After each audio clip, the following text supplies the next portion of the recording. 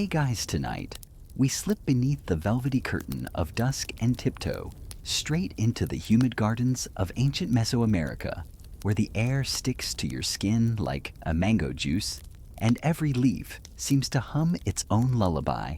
Looming above your head, vines glisten with plump scarlet beads.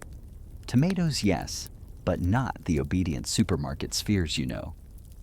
These fruits glow like tiny suns caught in leafy nets, and if you lean in too close, you'll hear a low whisper of myth telling you that one bite might reveal the destiny of your entire bloodline. Small warning, you probably won't survive this revelation. At least not without a snack break. So before you get comfortable, take a moment to like the video and subscribe, but only if you genuinely enjoy what I do here. Got it? Great. Tell me where you're listening from and what time your clock blinks right now. I promise the tomatoes won't steal your time zone. Now dim the lights, maybe turn on a fan for that soft background hum, and let's ease into tonight's journey together. You let your bare feet sink into the loamy soil outside a low Nahua dwelling, and the first mainstream fact unfurls like a corn husk by about 500 BCE farmers around the Puebla Veracruz corridor purposely coax wild marble-sized berries, Solanum pimpinellifolium's feisty cousins, into something fatter, sweeter, and undeniably worth bragging about. They call the red delicacy Zitomatl plump thing, with a navel, which sounds vaguely like a playful gym nickname. You roll one in your palm and notice the star-shaped calyx, an accidental, five-pointed crown hinting at royal ambitions. There's a soft joke in there the tomato arrives at its own coronation, wearing a green hat it forgot to remove. Even now, the village shaman struts past robes stitched with hummingbird feathers, muttering that the fruit embodies the sun's beating heart. He insists that crushing a tomato at dawn ensures storms avoid the maize fields, a fringe tidbit that would make your local meteorologist spit out their latte. Still, nobody argues. The harvest has been parch-free 2 summers running. A second playful chuckle escapes you farmers. Say the ritual works because the sun feels flattered when mortals mimic its blushing complexion. You decide not to point out that sunscreen would be cheaper. Down the dusty slope, women grind cacao and maize, while children weave tomato vines into garlands for the spring equinox. Their laughter flutters between adobe walls, and you inhale the mingled scents of chocolate smoke and night-blooming jasmine. Some vines sport yellow pear-shaped beauties, proof that selective breeding is older than your grandmother's favorite soap opera. Yet historians still argue whether these quirky shapes are deliberate innovations or lucky mutations discovered by hungry toddlers. Either way, diversity flourishes like gossip at a family reunion. Now step into the communal kitchen, soot-blackened rafters overhead. A tripod pot simmers with rabbit's chilies and a generous tumble of tomatoes that burst into sizzling confetti the instant they meet hot stone. A grandmother stirs taste tests, then hands you a wooden spoon. You slurp. Tangy, earthy, faintly smoky, like licking a campfire the morning after a music festival. She grins a toothless grin and says this adieu guards warriors against sorrow. You raise an eyebrow. Admittedly, you were just brooding over an unpaid electricity bill back home. And wait, did your shoulders just relax? Third joke lands emotional support. Vegetables existed long before emotional support. Peacocks, night, falls velvety and thick. The ceremonial plaza glows under torches, and the tribal elder begins a tale whose edges blur like watercolor in the rain. According to him, the maize goddess Chicomecoatl once wept tears of blood-red fruit after losing her jade comb. Each tear sprouted a tomato plant, which is an origin story so dramatic that Hollywood would demand a sequel. The audience gasps, but a skeptical teenager smirks behind a pillar, secretly tallying inconsistencies. You quietly high-five their critical thinking. Myth meets middle school sarcasm. As moonlight pools in obsidian shards, you wander into terraced plots beyond the village, where rows of tomatoes bask in silvery glow. Farmers interplant them with fragrant marigolds, the earliest companion planting hack to ward off hungry insects and, rumor claims, wandering spirits. You lift a marigold and find tiny bronze beetles doing the cha-cha. Apparently, the spirits RSVP'd no. Along a rough stone ledge lie clay seed jars sealed with beeswax. Each jar bears a painted glyph indicating flavor notes smoky sweet good with iguana. This cataloging predates modern seed banks by millennia and makes you feel like a hipster for thinking heirloom tomatoes are new. Drumbeats roll from the village again, summoning you for midnight rites. The shaman circles a fire pit, chanting syllables that snap like dry twigs. Into the flames he tosses tomato seeds mixed with copal resin. Sparks swirl skyward, imitating a reverse meteor shower. He claims the smoke adorns the Milky Way with red freckles, so ancestors can locate Earth parties more easily. Fringe, absolutely. Memorable, totally. You cough politely, then whisper a pun to yourself, cosmic salsa. Nobody laughs but you, which somehow makes it funnier. The night breeze cools your eyelids, and your thoughts slip across centuries. You imagine conquistadors arriving in gleaming armor, smelling faintly of iron and old cheese, ready to test steel against mythical fruit. But that scene hovers just outside tonight's candlelit circle, waiting for another section to unveil. For now, you stay grounded among silent vines, swaying like sleepy dancers, every leaf edged in quicksilver. Somewhere, a cricket orchestra files in tuning legs, prepping a lullaby. Before you drift, recall one more mainstream fact: archaeological pollen samples from Chiapas caves confirm that cultivated tomatoes gradually supplanted wild cousins, hinting at organized agriculture far more advanced than stereotypes allow. Scholars occasionally bicker over laboratory contamination, but the consensus leans toward deliberate domestication. You tuck that fact beside your pillowhead, buzzing with respect for ancient agronomists whose everyday chores, watering seedlings, shooing off worms, quietly shaped your future pasta sauce. You yawn, and the tomatoes yawn back, or so it seems. Under starlight, each fruit takes on a sleepy gleam, as if glazing over with drowsy contentment. You reach for one last snack, but remember the shaman's caution: eat a tomato at midnight, and you'll dream of wandering through time. Joke 4 almost surfaces you're already doing that, buddy. But you decide to savor the silence instead. In the distance, coyotes trade gossip with owls, and smoke curls lazily from dying torches. Somewhere in those wisps lies a promise the tomato's path will twist and tangle through empire's palaces and panic-stricken Victorians clutching monocles. For now, though, the story stays seated cross-legged in the dirt. Humming one last lullaby before sunrise pierces the sky like a needle through fabric. You feel your eyelids dip, and the vines blur into a green-tinged quilt tucking you in. First light clenches the edge of the horizon, and you feel the earth's deep drumbeat replaced by the slap of salt water against a wooden hull. One blink ago, you were half dozing beside Mesoamerican terraces. Now you stand on the sun-bleached deck of a Spanish Nao soot from last night's fire still clinging to your hair like stubborn glitter from an ill-advised rave. Crates creak around your ankles, each one packed with straw and the glimmering orbs you already know by heart, Zidomatl, ready for its passport photo. Sailcloth snaps overhead gulls, improvise shrill trumpets, and the boatswain yells something that sounds motivational, but might actually be an insult about your posture. You steady yourself, inhaling briny mist and crushed greenery wafting from one particularly adventurous crate where a vine keeps trying to stage a jailbreak. The mainstream fact tumbles out with the rhythm of the wave sometime around 1521, give or take the vagueness of conquistador diary handwriting ships under Hernan Cortez. Or perhaps an enterprising quartermaster begin hauling tomato seeds back to Seville, Cadiz, and eventually Naples. Historians still argue whether Cortez himself arranged the first official shipment, or whether anonymous sailors sold seeds on the sly to cover gambling debts. But either way, the Atlantic becomes the tomato's newest highway. You lean over the rail, squinting at a flying fish, skimming silver arcs. It's the only creature less fazed by culture shock than our red stowaways. Someone thrusts a bowl in your hands, salted pork afloat in broth peppered with diced tomato. The cook claims it wards off scurvy, though his wink suggests he just needed to hide the pork's suspicious gray. First joke lands as you grimace nothing like a citrus shortage to make you reconsider your Yelp review standards.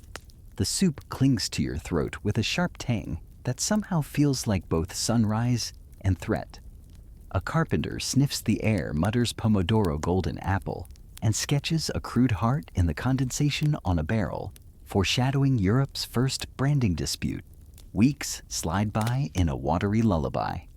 At night you press an ear to the storage hatch and swear the tomatoes murmur plotting new destinies. Fringe tidbit number 1 arrives on a gust of rumor. Certain sailors refuse to touch the crates after dark, convinced the fruit glows faintly and attracts sea witches seeking crimson offerings. You chuckle second joke while wondering if the glow might actually be phosphorescent barnacles hitching a free ride, but you're too polite to kill their spooky vibe. Landfall. The river Guadalquivir stretches like a lazy green tongue, welcoming the convoy home. Seville's docks erupt with smells of olive oil tar and ambition. Porters grunt under crates, merchants beckon, and your tomatoes roll into history's next act. You shadow a basket straight into the city's tangled lanes, where delicate lace curtains flutter like gossip. Inside one kitchen, you watch a matron in stiff black sleeves eye the newcomer as if it's a grenade with fashion sense. She slices a sliver, then drops it. The instant juice streaks crimson across her cutting board blood on the table. Or so her imagination insists. That leads neatly to Europe's first full-blown panic. The tomato sports membership in the Solanaceae, family cozy cousins with deadly nightshade and henbane, and every educated gentleman has heard those cousins moonlight as assassins. A scholar in Toledo theatrically dubs the tomato wolf peach, claiming only a reckless fool would nibble one. Fringe tidbit: 2 pamphleteers circulate woodcuts of werewolves gnawing tomato vines under a full moon, which unintentionally boosts sales of garlic necklaces. Joke 3: you consider investing early in garlic futures because synergy. Your path winds north to Salamanca University, where an herbalist named Nicholas simply cannot resist cultivating contraband. He sets seedlings in terracotta pots along his windowsill so the pigments catch golden light and make his study look trendy. Mainstream fact number 2 by 1544. The Italian botanist Pietro Andrea Mattioli publishes a Latin description labeling the plant Mala aurea golden apple and suggests rather cautiously that Italians might cook it in oil, though he avoids signing a personal liability waiver. Still, word spreads down the boot faster than gossip at a cousin's wedding, and soon Neapolitan street vendors hawk fried slices while humming madrigals. Yet suspicion lingers like stale incense. Aristocrats in France import tomato vines purely as ornament. They'd sooner lick a toad than chew the fruit. You stroll the manicured gardens of a Loire chateau, watching powdered gentlemen adjust monocles to admire blossoms. Yellow stars flirting with bees, only to recoil the moment a gardener offers a taste. They cite pewter plates. The tomato's acid allegedly leaches lead, poisoning the bold. You tuck this tidbit behind your ear for later because, spoiler, it's partially true. Lead is an overachiever in the killjoy category. Historians still argue whether reported deaths stemmed from tomatoes' chemistry, the plate's toxicity, or simply summer fevers blamed on trendy produce. Somewhere in all this confusion, the tomato becomes the fall guy in a murder mystery starring heavy metals. Afternoons in Bologna, you lounge in a bustling market where vendors choreograph produced pyramids high enough to terrify acrophobes. At one stall, a juggler flips 3 tomatoes in a gleaming arc, and the crowd applauds until Splat 1 bursts against a nun's habit, turning reverence into abstract art. Joke 4. Dry cleaning bills in 16th century Italy must have been an untapped economic engine. The nun grimaces, wipes pulp from her sleeve, then tastes it out of curiosity. Her eyebrows climb like mountaineers who spot free pastries at the summit. She buys 2 more, proving that culinary conversions sometimes begin with laundry disasters. Evenings echo with mandolins, olive oil lamps, and debates louder than the church bells. A physician argues tomatoes cool the blood and cure melancholia. His colleague counters they ignite sinful passions. You savor this tug-of-war, noting the duality sounds eerily similar to modern arguments over caffeine. Mainstream fact 3 slides in by the late 1500s. Recipes for salsa di pomodoro appear in Italian cookbooks, though they recommend lengthy boiling to tame the humors as if tomatoes are rowdy toddlers needing time out. You hop a dusty carriage north into the Holy Roman Empire, where Protestant pamphleteers warn that red fruits tempt vanity because they mirror original sin: too much color, too much curve, very suspicious. One preacher compares biting into a tomato to kissing Judas. Fringe tidbit 3 if you're keeping score. You can't resist leaning into the pew and whispering, "Does that mean ketchup is a confession?" Joke 5 prompts a shocked gasp from an elderly congregant, though another snickers behind a hymnal. Back in London a generation later, apothecaries stock dried tomato skins in small vellum packets, labeled "Purge for Spleen." Victorians will eventually outdo this weirdness, but you're getting ahead of yourself. A drizzle slicks the cobblestones and lamplighters make halos in fog. You pass a tavern where sailors boast that tomatoes saved them from a French blockade by masquerading as cannonballs. Historians still argue whether any captain truly loaded fruit into a cannon, or if ale inspired strategic exaggeration, but the story lingers like ale-fueled hiccups. Night folds across the continent, and you drift from dock to palace to dusty roadside kitchen, hearing the same refrain, "Beauty, danger, doubt." The tomatoes' journey starts to feel like a gossip column, with legs every country prints its take, misprints someone else's, and nobody reads the retraction. Yet the fruit keeps ripening, keeps tempting curiosity like a red button labeled, "Do not press." You sigh, palms warm from handling so much scandal-laden produce, and imagine the next stop candlelit halls of Victorian England, where anxious nobles will debate tomato placement with the same intensity they reserve for inheritance law. But hush, your carriage rattles over cobblestones toward an oak-paneled manor. You glimpse silhouettes in cravats hovering at dining tables, silverware paused midair like fwans frozen on a lake. Beyond those windows waits Section 3's crisp linen flickering candelabra, and one very nervous gentleman eyeing a tomato as though it just challenged him to a duel. You glide through double mahogany doors into the dining hall of Lord Cheswick's country estate. The carpet, a lush moss-green moat, shielding polished parquet from muddy boots. Gaslight chandeliers glow like upside-down constellations, their soft hiss blending with the muted gossip of monocled gentlemen adjusting waistcoats, one anxiety twitch at a time. They've conquered railways, colonized far-off tropics, and memorized the rules of whist, yet tonight they quiver before a crimson intruder balanced on silver platters, gleaming like freshly sharpened gossip. You inhale roast pheasant, mingled with beeswax candle smoke, but beneath those noble aromas lurks the faint, tangy exhale of tomatoes, simmering in a tureen, an olfactory plot twist so scandalous you half expect the Dowager Countess to faint into her syllabub. Mainstream fact first. Well into the 1840s, many British upper-class households still treated tomatoes, love apples as polite euphemism, framed them as exotic decor, fit for conservatories rather than cutlery. Botanical journals praise their vibrant color, yet caution that nervous constitutions may find them unsettling. Across the table, Sir Reginald peers at the soup with the same suspicion he reserves for Irish banking reforms.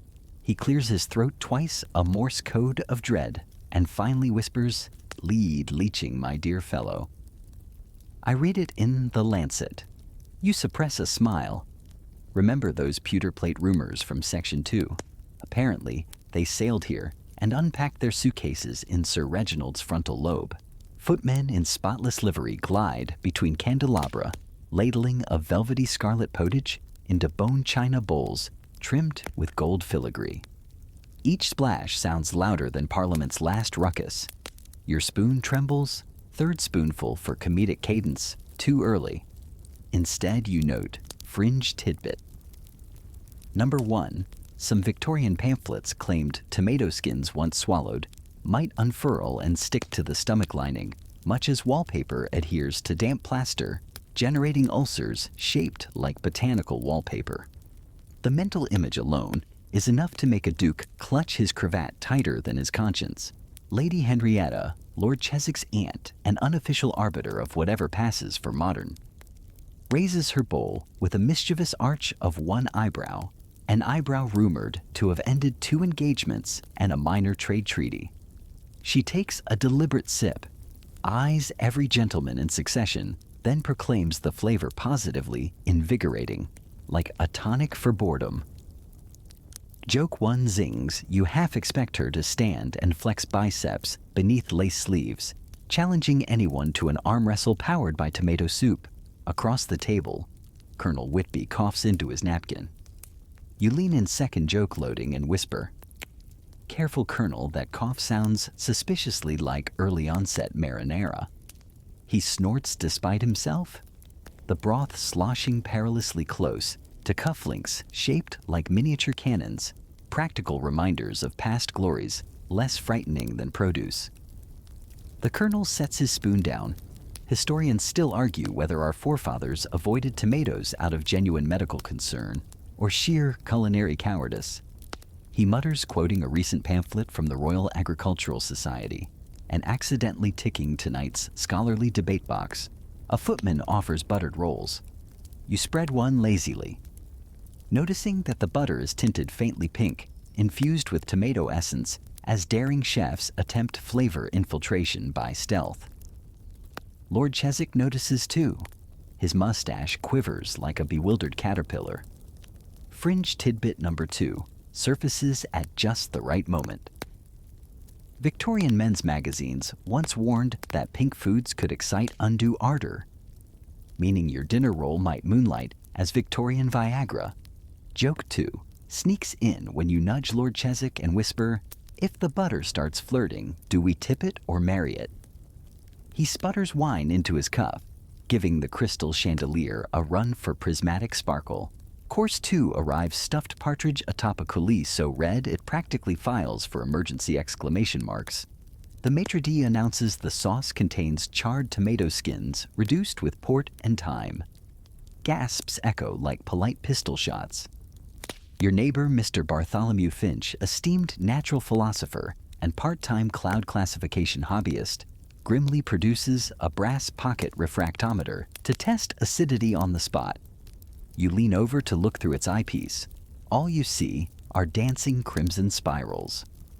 Joke 3 triggers when you murmur, "Looks like a carnival ride for bacteria," and Finch, despite himself, chuckles before reminding you, he's doing important science. Historians still argue whether Victorian dinner table gadgetry signaled sincere curiosity or elaborate procrastination from awkward conversation about politics. Between bites, you eavesdrop on Lady Henrietta recounting an incident where a tomato plant allegedly jumped its conservatory pot and rooted in the parquet, an event she swears forced her canary into early molt. Everyone nods solemnly, possibly because they can't decide whether the story is satire or subtle threat. You recall Section 1's shamanic claims plants with ambition are old news, though canaries as collateral damage feels uniquely Victorian. Dessert threatens to dissolve any remaining calm. A gelatinous molded tower dubbed Crimson Chariot, layered with tomato jelly strawberries and a whisper of cayenne. Mainstream fact 2 by the late 1850s recipe books, like Mrs. Beeton's Household Management, tentatively included tomato preserves alongside rhubarb and quince, though editors hedged with disclaimers about personal digestion. Of course, Lord Cheswick's chef swaps caution for architecture, erecting a wobbling pyramid that quivers each time someone exhales. Fringe tidbit 3 emerges gelatin molds were the Instagram reels of the Victorian era, showy bright and tragically ephemeral. Joke 4 sails in when you imagine someone yelling, "Do it for the daguerreotype," and the entire table pausing mid-chew to hold a 3-minute exposure with jellied lips. Thunder rumbles beyond stained glass windows, a summer storm stalking manicured hedges. As lightning flickers, a tomato red flash splashes across polished silver, giving the fruit momentary dominion over the room's color palette. Sir Reginald clutches his pendant thermometer to check for ghostly chills naturally, and mutters that meteorological conditions disturb gastric harmony. You resist quipping about Section 2's Sea Witch tomato glow, figuring the poor man's nerves already resemble undercooked spaghetti. Servants clear plates, leaving only dregs of coulis and nervous sweat on linen. A lull settles. Lord Cheswick rises, tapping a dessert spoon against his glass. He thanks guests for their culinary courage, then suggests retiring to the library for brandy, where rumors of tomato toxicity can be laundered in alcohol. You trail the group down a corridor lined with hunting portraits. Stag heads staring reproachfully, perhaps jealous that a salad ingredient stole tonight's adrenaline. In the library, mahogany shelves cradle first editions smelling of must and adventure. Crystal decanters glow amber. You swirl brandy, reflecting on how a fruit once revered by ancient farmers now serves as Victorian masculinity's biggest test-forget jousting. Just sip soup. Colonel Whitby breaks the hush with a cough so dramatic it deserves a stage light.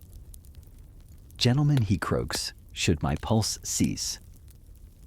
Before midnight, blame the love apple. Joke 5 surfaces you consider drafting an obituary titled "Death by Salad," but decide it might be premature and rude to pre-order morning stationery. Instead, you reassure him with a callback. Remember the nun in Bologna who turned pulp into conversion. She's probably thriving. Habit unstained. The Colonel laughs, tension evaporating like brandy fumes. Hours slip by as brandy warms bellies and tomato fears dissolve into sleepy ennui. A mantel clock chimes 11. You stifle a yawn behind leather-bound Pliny. Soft rain drums the windows, and the earlier storm now feels as distant as the Mesoamerican night chants. Tomorrow newspapers may report that an entire banquet survived a scarlet menu without a single fainting spell. Historians still argue whether these incremental victories repeating in manner after manner slowly rehabbed the tomato's reputation, or if wider urban markets simply bulldozed aristocratic qualms. Either way, tonight's true feat lies in the quiet clink of empty bowls, proof that fear can soften one spoonful at a time. You set down your glass eyelids heavy. Somewhere beyond oak doors, garden vines fatten under rain, plotting their next cameo perhaps in political protests or painters' palettes. But you, dear traveler, follow the butler's discreet gesture toward a guest room where a canopied bed waits like a velvet-lined stagecoach, prepared to carry you deeper into the night's narrative road. Tomorrow's dawn will find new chapters, medical duels, kitchen experiments already queuing backstage. For now, let the patter of rain stitch you into dreams tinged faintly red, soft as moth wings brushing candle flame. Morning slides into the guest room like a polite intruder, pale sunrays threading through brocade curtains and poking at your temples until you concede consciousness. You shuffle across goose-down carpet still swaddled in yesterday's tomato-tinted dreams and follow a corridor perfumed with furniture polish and faint anxiety toward the breakfast conservatory. There, a footman delivers newsprint alongside eggs and kidneys headlines scream of a pamphlet war erupting across Britain's medical circles. Whether the tomato is a miracle fever tonic or a grinning assassin disguised in salad dressing, you dunk toast absorbing yolk and scandal with equal enthusiasm. By noon, you're rattling through smoky London streets in a hackney cab wheels, clattering like skeletal applause. The destination: the Worshipful Society of Apothecaries Hall, where physicians in starched cravats brandish pamphlets sharper than surgical scalpels. You push through oak doors instantly cloaked in the scent of camphor ink and simmering ego. On a crimson-carpeted dais stands Dr. Percival Abernathy, waving a booklet titled Solanum Salvation a treatise on the curative powers of the tomato. Mainstream fact tumbles from his lips. He cites recent reports from New Jersey, yes, across the Atlantic, where physicians prescribe tomato purees to battle dyspepsia and febrile ague, claiming reduced mortality. He flourishes a glass vial of tomato essence like a stage magician, revealing the rabbit that will save humanity's stomach lining. From the opposite lectern, Dr. Horace Slade counters with a pamphlet, crisp as winter frost nightshade in disguise. He references chemical analyses indicating the presence of tomatine, a glycoalkaloid cousin, to poison ladies and gentlemen, and warns that subtle cumulative doses might rot the nervous system, much like rust undermines a fine pocket watch. You glance around. Half the audience stroke their watches protectively, the other half their stomachs. Joke 1 sparks in your mind. Imagine a brawl in which gentlemen duel not with pistols, but with salad tongs. A bell rings. Debate begins. Abernathy insists tomato acids stimulate bile flow, thus purging morose humors and brightening dispositions. Slade hisses that excessive stimulation leads to gastric rebellion, basically a riot in your midsection, complete with pitchfork-wielding peas. Fringe tidbit surfaces when Abernathy recounts an eccentric Cornish parson who survived typhoid after swallowing 2 jars of pickled tomatoes, and swears the fruit now appears in his sermons as honorary deacon. Slade retorts that the parson's recovery likely owed more to fresh air than fermented produce. You muse that either way church potlucks have never been the same. Cries of order echo as the moderator Lady Josephine Kinnaird, rare female voice among all this testosterone-tinged acidity, taps a gavel carved from yew. She invites testimonies. A gaunt clerk reads a letter from an American entrepreneur, Dr. John Cook Bennett, bragging that his patented tomato pills cure cholera, rheumatism, and heartbreak. Mainstream fact 2. Bennett's 1834 publications genuinely fueled a tomato medicine craze across Ohio and New England birthing factories that pressed the red pulp into sugar-coated tablets. Historians still argue whether Bennett believed his own gospel or merely spotted an edible gold mine, but the pills, sold faster than gossip, travels through a boarding school hallway. The clerk continues. Bennett intends to export crates of pills to Britain to alleviate empire-wide gloom. Slade scoffs, muttering that gloom is socio-political, not nutritional. A line so perfectly pompous, you suppress giggle number 2. Joke 2 surfaces when you lean toward a nearby barrister and whisper, perhaps Parliament should dissolve into catch-up next session. Instant cheer. The barrister snorts Earl Grey through his nose, scribbling humorous but inadmissible in the margin of his notebook. Next, a wiry young surgeon named Gideon Clark presents a tabletop experiment. He places slices of beefsteak tomato on raw calf's liver, demonstrating how citric acid pre-digests tissue. Abernathy calls it proof of enzymatic mercy. Slade calls it evidence the tomato will do the same to living stomachs. The audience gasps as the liver turns mottled, which is exactly what raw liver does when you stare at it long enough, a fact overshadowed by dramatic lighting. Fringe tidbit 2 arrives courtesy of Clark's idle remark that he once used tomato slices to polish tarnished coins, apparently an effective if messy hack. You picture Victorian children shining pennies, with produce launching accidental side hustles, and joke 3 lopes in lemonade stands are out tomato buffing. Parlors are in. Break for tea. You mingle among marble busts, overhearing gossip that Italian opera singers gargle tomato juice to safeguard vocal cords, while Welsh miners sip thick tomato broth before descending shafts to paint lungs red against coal dust. Historians still argue whether any miner actually adopted that ritual, or if it sprouted from sensational journalism desperate for color, literally. Refreshed by Assam and scandal attendees reconvene for closing statements. Abernathy quotes Hippocrates' food as medicine, then fans copies of his treatise like playing cards promising proceeds to charity hospitals. Slade, not to be out grandstanded, unveils a jar containing a pickled tomato floating ominously beside a nightshade berry twin devils in brine. He claims laboratory rats fed the solution-developed tremors akin to cursed marionettes. Abernathy demands sample sizes and peer review. Slade retorts, God peer-reviewed nature. Murmurs ripple. Lady Kinnaird sighs into her lace kerchief, possibly pondering early retirement. Votes are tallied via colored marbles dropped into brass urns, green for virtuous, black for villainous. The clatter resembles hail on a tin roof. Results: 47 for medicinal, 45 for lethal, 12 undecided, statistically inconclusive, socially explosive. The chamber erupts in overlapping cheers, groans, and the soft plink of someone dropping a marble in regret. Lady Kinnaird bangs her gavel. The issue remains under further inquiry. In other words, nobody wins, everything continues, and pamphlet printers rejoice at the prospect of more lucrative controversy. Outside, London fog sidles up like a pickpocket, sly and damp.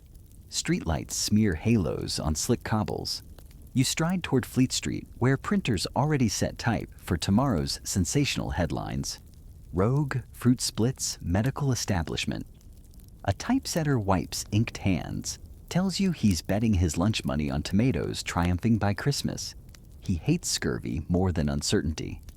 You wish him luck, tip your hat, and dodge a horse-drawn omnibus whose driver snacks on ironically tomato sandwich, unconcerned by biochemical debates galloping behind him. You duck into a public house for supper. Menu chalkboard boasts Abernathy stew, guaranteed to settle nerves, priced cheekily 1 penny lower than Slade pie, iron stomach required. The barkeep winks, saying rivalry is good for sales. You order the stew. It tastes like mutton carrots, and a whisper of tomato, more symbolism than flavor. Fringe tidbit 3 emerges from a fellow patron, who claims the Royal Navy secretly trials concentrated tomato paste in sailors' rations, hoping its acidity preserves meat. Historians still argue whether Admiralty minutes confirm such experiments, or if pub lore fermented truth into tangy fiction. Full moon hoists itself above chimney pots, turning fog into silver soup. You wander through Covent Garden, where costermongers stack late-season tomatoes in pyramids under gas lamps. Their chant, love, apples safe for sweethearts, drifts like lullaby over cobblestones. A bespectacled clerk hesitates, recalls nightshade warnings, finally buys 2 for his fiancée, risk be dashed. You smile. Courage often begins at market stalls. Back at your lodgings, you jot notes by candlelight debates, unresolved fears flaring, yet popularity rising like dough left too close to the stove. You muse that tomorrow's chefs will push boundaries, perhaps frying tomatoes in breadcrumbs, or bottling them into sauces that outlive dynasties. For tonight, though, you again surrender to the whisper of hot wax and distant wheel clatter, letting thoughts dissolve into gentle rouge across your closed eyelids. The tomatoes verdict remains suspenseful, dangling between cure and curse, precisely the uncertainty that invites dreams. You surface from sleep to the staccato beat of cleavers, striking cutting boards, a culinary reveille, pulsing up through floorboards like eager timpani.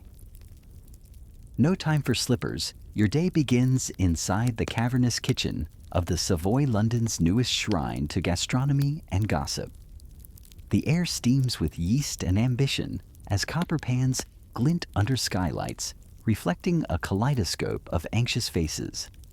Here, amid towers of white-jacketed commis, the tomato enters its most perilous arena yet haute cuisine. You slide between prep stations, dodging a junior chef, wrestling a sack of onions as large as Victorian egos, and plant yourself beside chef de cuisine Auguste Chevalier, a French import with mustache wax sharp enough to slice brioche. Today's experiment sauce tomate à l'anglaise, an audacious fusion intended to charm, perhaps even pacify, the skeptical palates of London elites. Chevalier brandishes a paring knife like a maestro's baton and murmurs the opening mainstream fact. Since Antoine Carême codified Grande Cuisine 3 decades earlier, tomato has crept into French master sauces. Yet British diners routinely dismiss those red reductions as continental affectation. Chevalier intends to correct that oversight or perish beneath a mountain of unpaid bills. He halves an ox-heart tomato, letting seeds splatter a chalk diagram of flavor profiles sketched on butcher paper. Acid for brightness, he intones sugar for roundness, then drops the halves into a simmering mirepoix where they bob like lifeboats on a vegetable sea. You sample an early ladleful, the tang skittering across your tongue like a startled fox. Fringe tidbit skids in rumor swirls that Derbyshire's Chatsworth House once hosted a midnight feast featuring tomato sorbet served in hollowed goose eggs. Half the guests allegedly applauded, the other half requested smelling salts. Joke 1 writes itself. You imagine servants sprinting for medicated salts, while aristocrats wrestle brain-freeze pink sorbet, dribbling down silk waistcoats. A bell clangs, summoning the brigade to front-of-house tasting. Platters of grilled Dover sole appear, napped in Chevalier's crimson experiment, each filet quivering with the gravity of a diplomatic treaty. The first diner, Lady Fairfax, spears a morsel. You hold your breath, so does the scullery maid polishing silver a corridor away. Lady Fairfax chews, once twice swallows, then dabs her lips with linen and pronounces the flavor startling like sunrise after a London fog. Applause erupts. Joke 2 pirouettes sunrise. Comparisons are cheap until chefs start billing dawn by the spoonful. But Chef Chevalier's triumph proves fragile. Enter Lord Rivington Mustache, bristling like an offended hedgehog. He tastes, grimaces, and declares the sauce strange red mush, unfit for Christian digestion. His pronouncement ricochets through the dining room faster than a dropped teacup. Historians still argue whether Rivington's distaste reflected genuine sensitivity to acidity or a knee-jerk flinch at anything tainted with French vowels. But the damage is immediate. Half the guests nudge plates aside, murmuring about heartburn and hidden alkaloids. Chevalier's shoulders slump. You swear his mustache droops a millimeter. Undeterred, the chef shifts battlefield. He whisks you down the service lift into London's West India Docks hive of spice merchants and immigrant cooks who care little for aristocratic shivers. Inside a bustling mess hall, you watch sailors from Calcutta stir tomato into coconut fish curry, generating aromas, equal parts briny sea spray and tropical orchard. Mainstream fact 2, glints among curry leaves by the 1860s.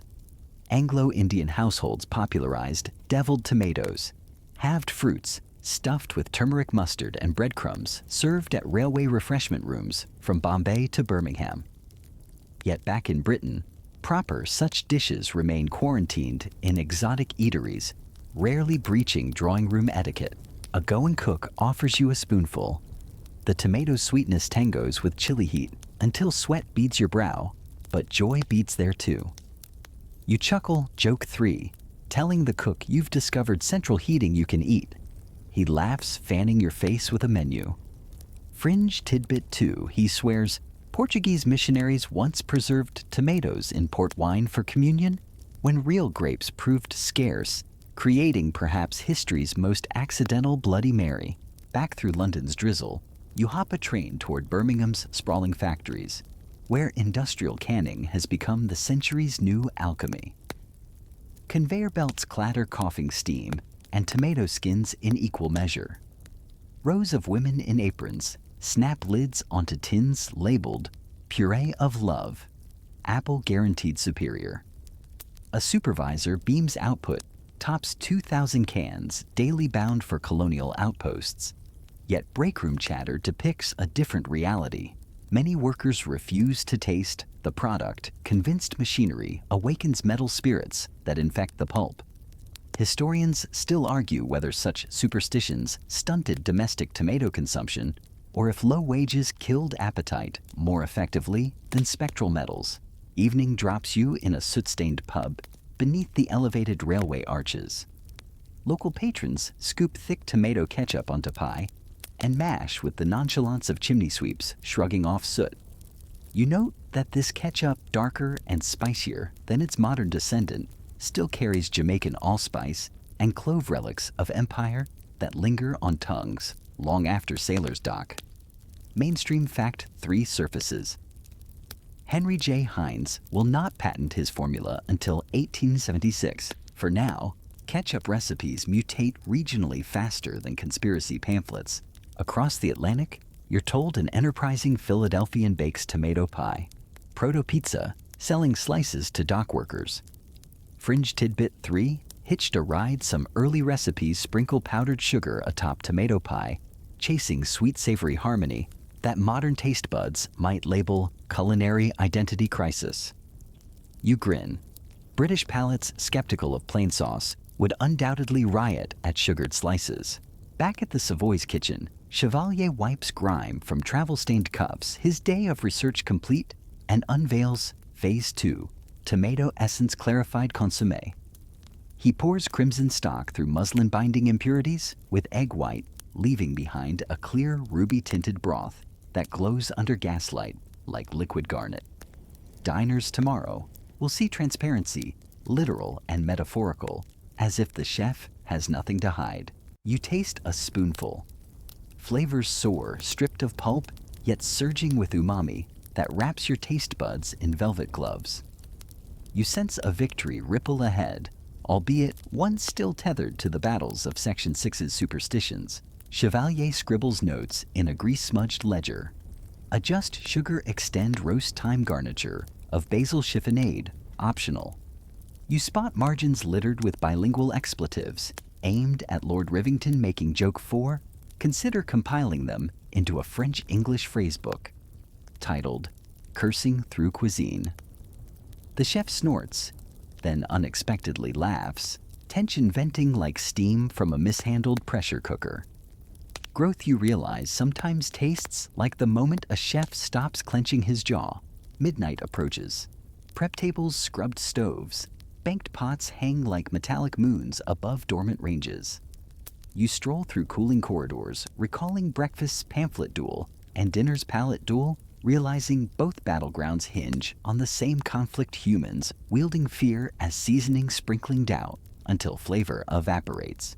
But behind each rejection lies an experiment: Southern Italian nanas, stirring sugo Bengali cooks, crushing chili into tomato chutney chemists, reducing pulp into pills. The fruit keeps inviting play, shrugging off each grimace with another burst of possibilities.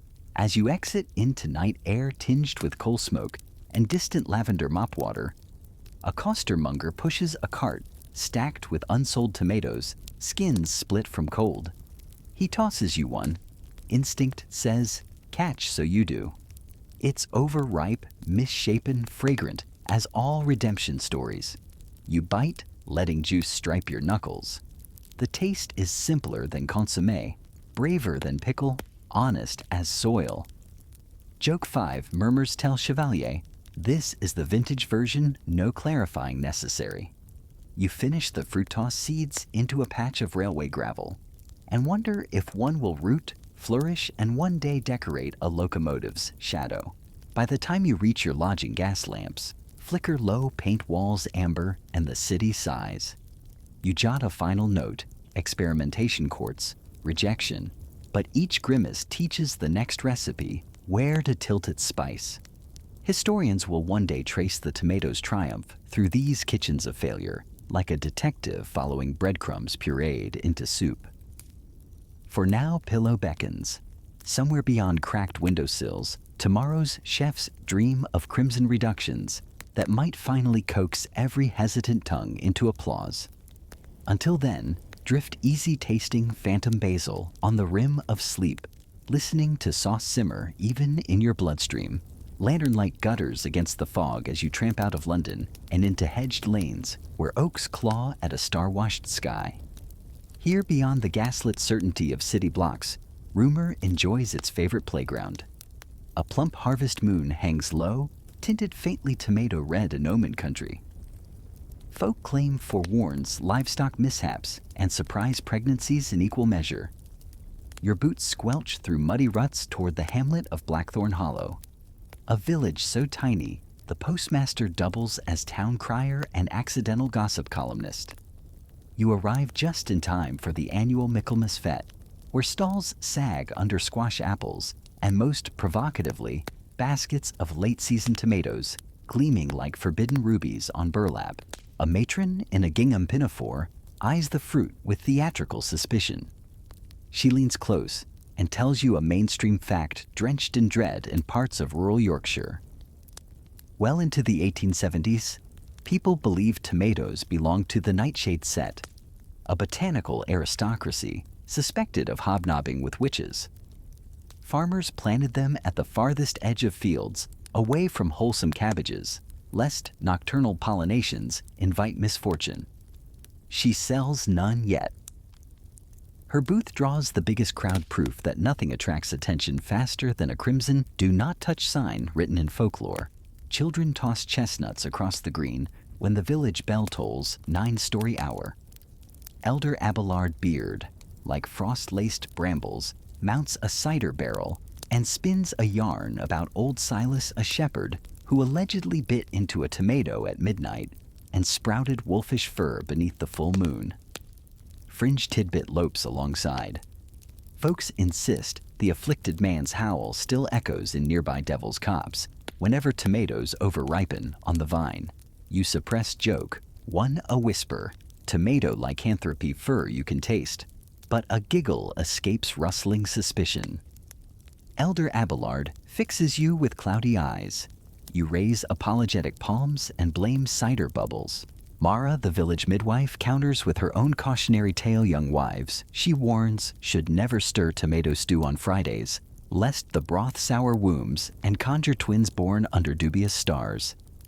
A hush settles, broken only by a distant owl practicing scales. You note how fertility fears hitchhike on produce the fruit's swollen curves, resemble swollen bellies, inviting symbolic algebra, too tempting for rumor to ignore. Historians still argue whether such beliefs originated as clumsy birth control advice or as patriarchal scare tactics to keep kitchens predictable, but the superstition thrives like bindweed in gossip gardens. Suddenly someone shouts. All heads pivot toward the green's edge, where Tom the Tinker, perpetually 2 pints ahead of sunrise, brandishes a tomato as if proposing marriage. "I'll prove it harmless," he slurs and takes a bite. Silence cracks under the crunch. Nothing happens at first.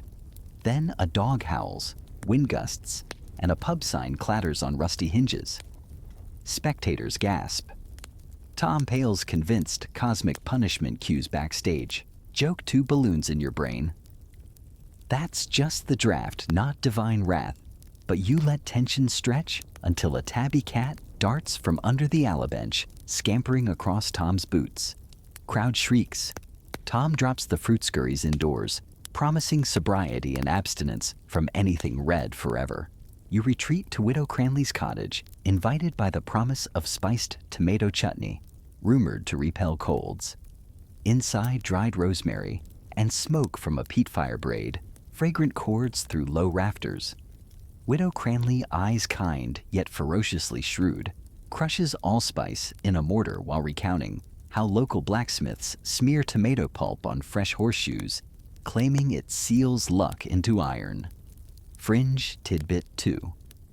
She insists the practice began after a fall through a shoe the same year tomatoes first appeared in the hollow correlation, swiftly promoted to causation because certainty loves a convenient scapegoat.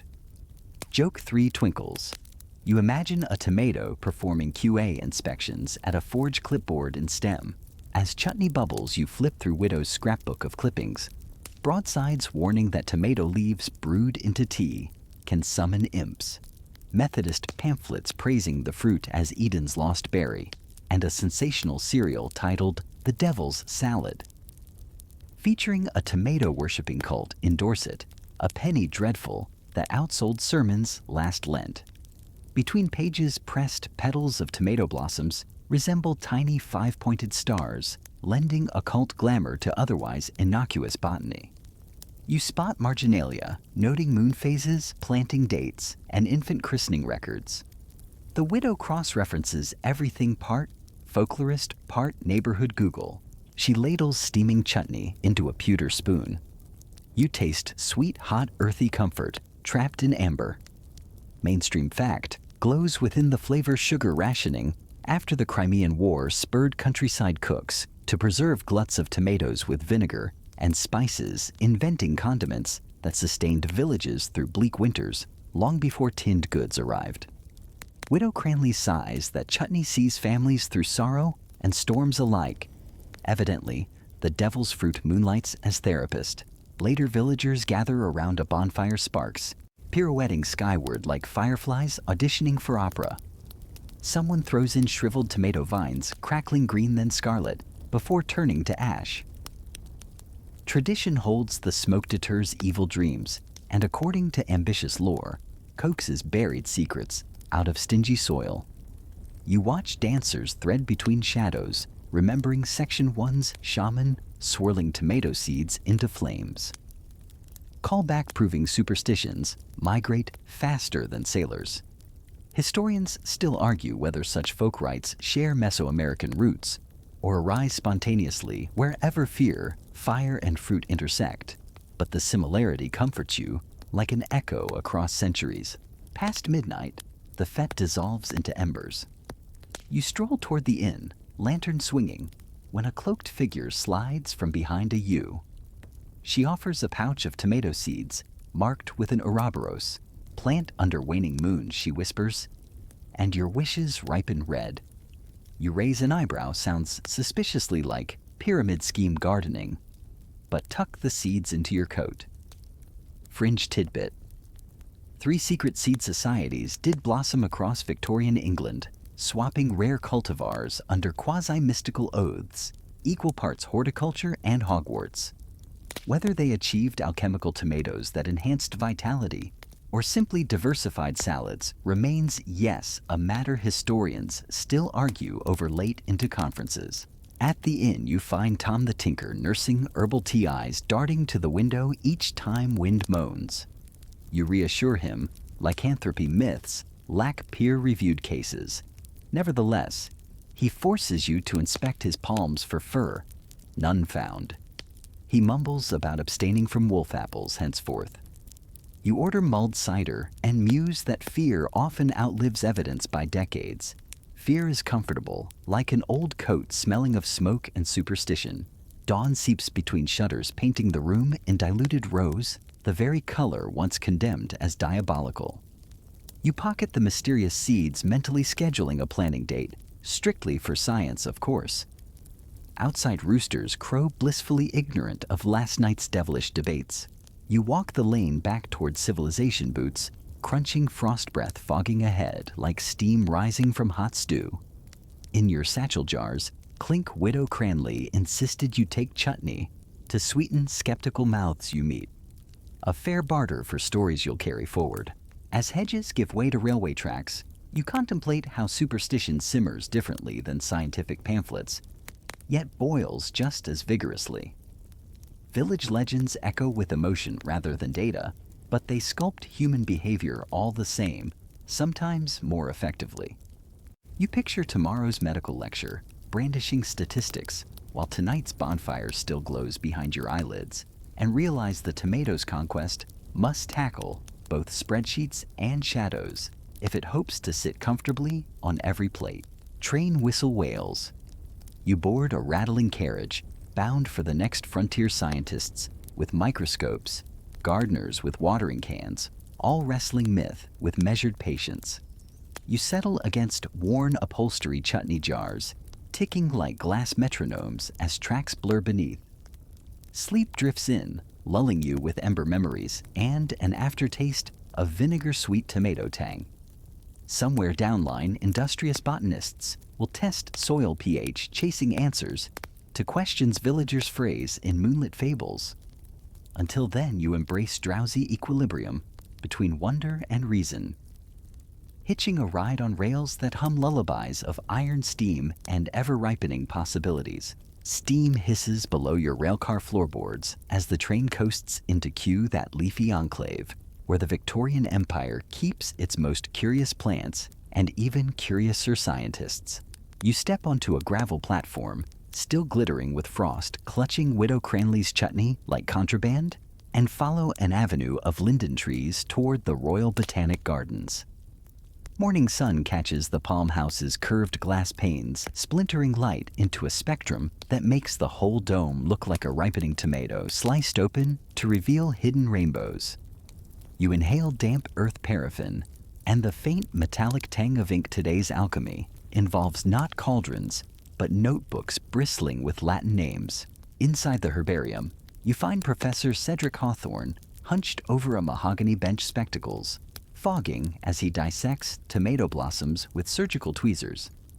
He greets you by offering a petal like a communion wafer and announces the mainstream fact of the hour. Linnaeus tentatively christened the species Solanum lycopersicum in 1753 wolf peach, but debate over proper genus placement still sends taxonomists into polite conniptions. Hawthorne's own ledger thickens with hybrid sketches, each annotated H1, H2, as though documenting scandalous royal heirs. Jokingly, you ask if any plant claims the throne. He chuckles joke one, pointing to a tiny dwarf cultivar labeled Red Regent, Extremely Short Reign. Across the aisle, Dr. Eugenia Fitzgerald calibrates a brass hygrometer documenting humidity effects on tomato pollen viability. She confides a fringe tidbit. Some early botanists held nocturnal vigils convinced tomato flowers opened wider under moonlight, thus needing lunar hand pollination with swan feather brushes.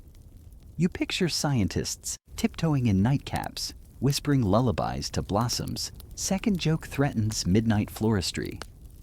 Victorian's spiciest after-hours club, and she nearly spills her sample trays, laughing. Your guide ushers you to a towering cabinet, stuffed with parchments smelling of cedar and adventure. He slides out an 1818 watercolor from the Duke of Beaufort's expedition to Chile, revealing a tomato variety the size of a goose egg, striated gold and crimson, like molten caramel swirl. Evidence of wild diversity, Hawthorne murmurs, begging domestication.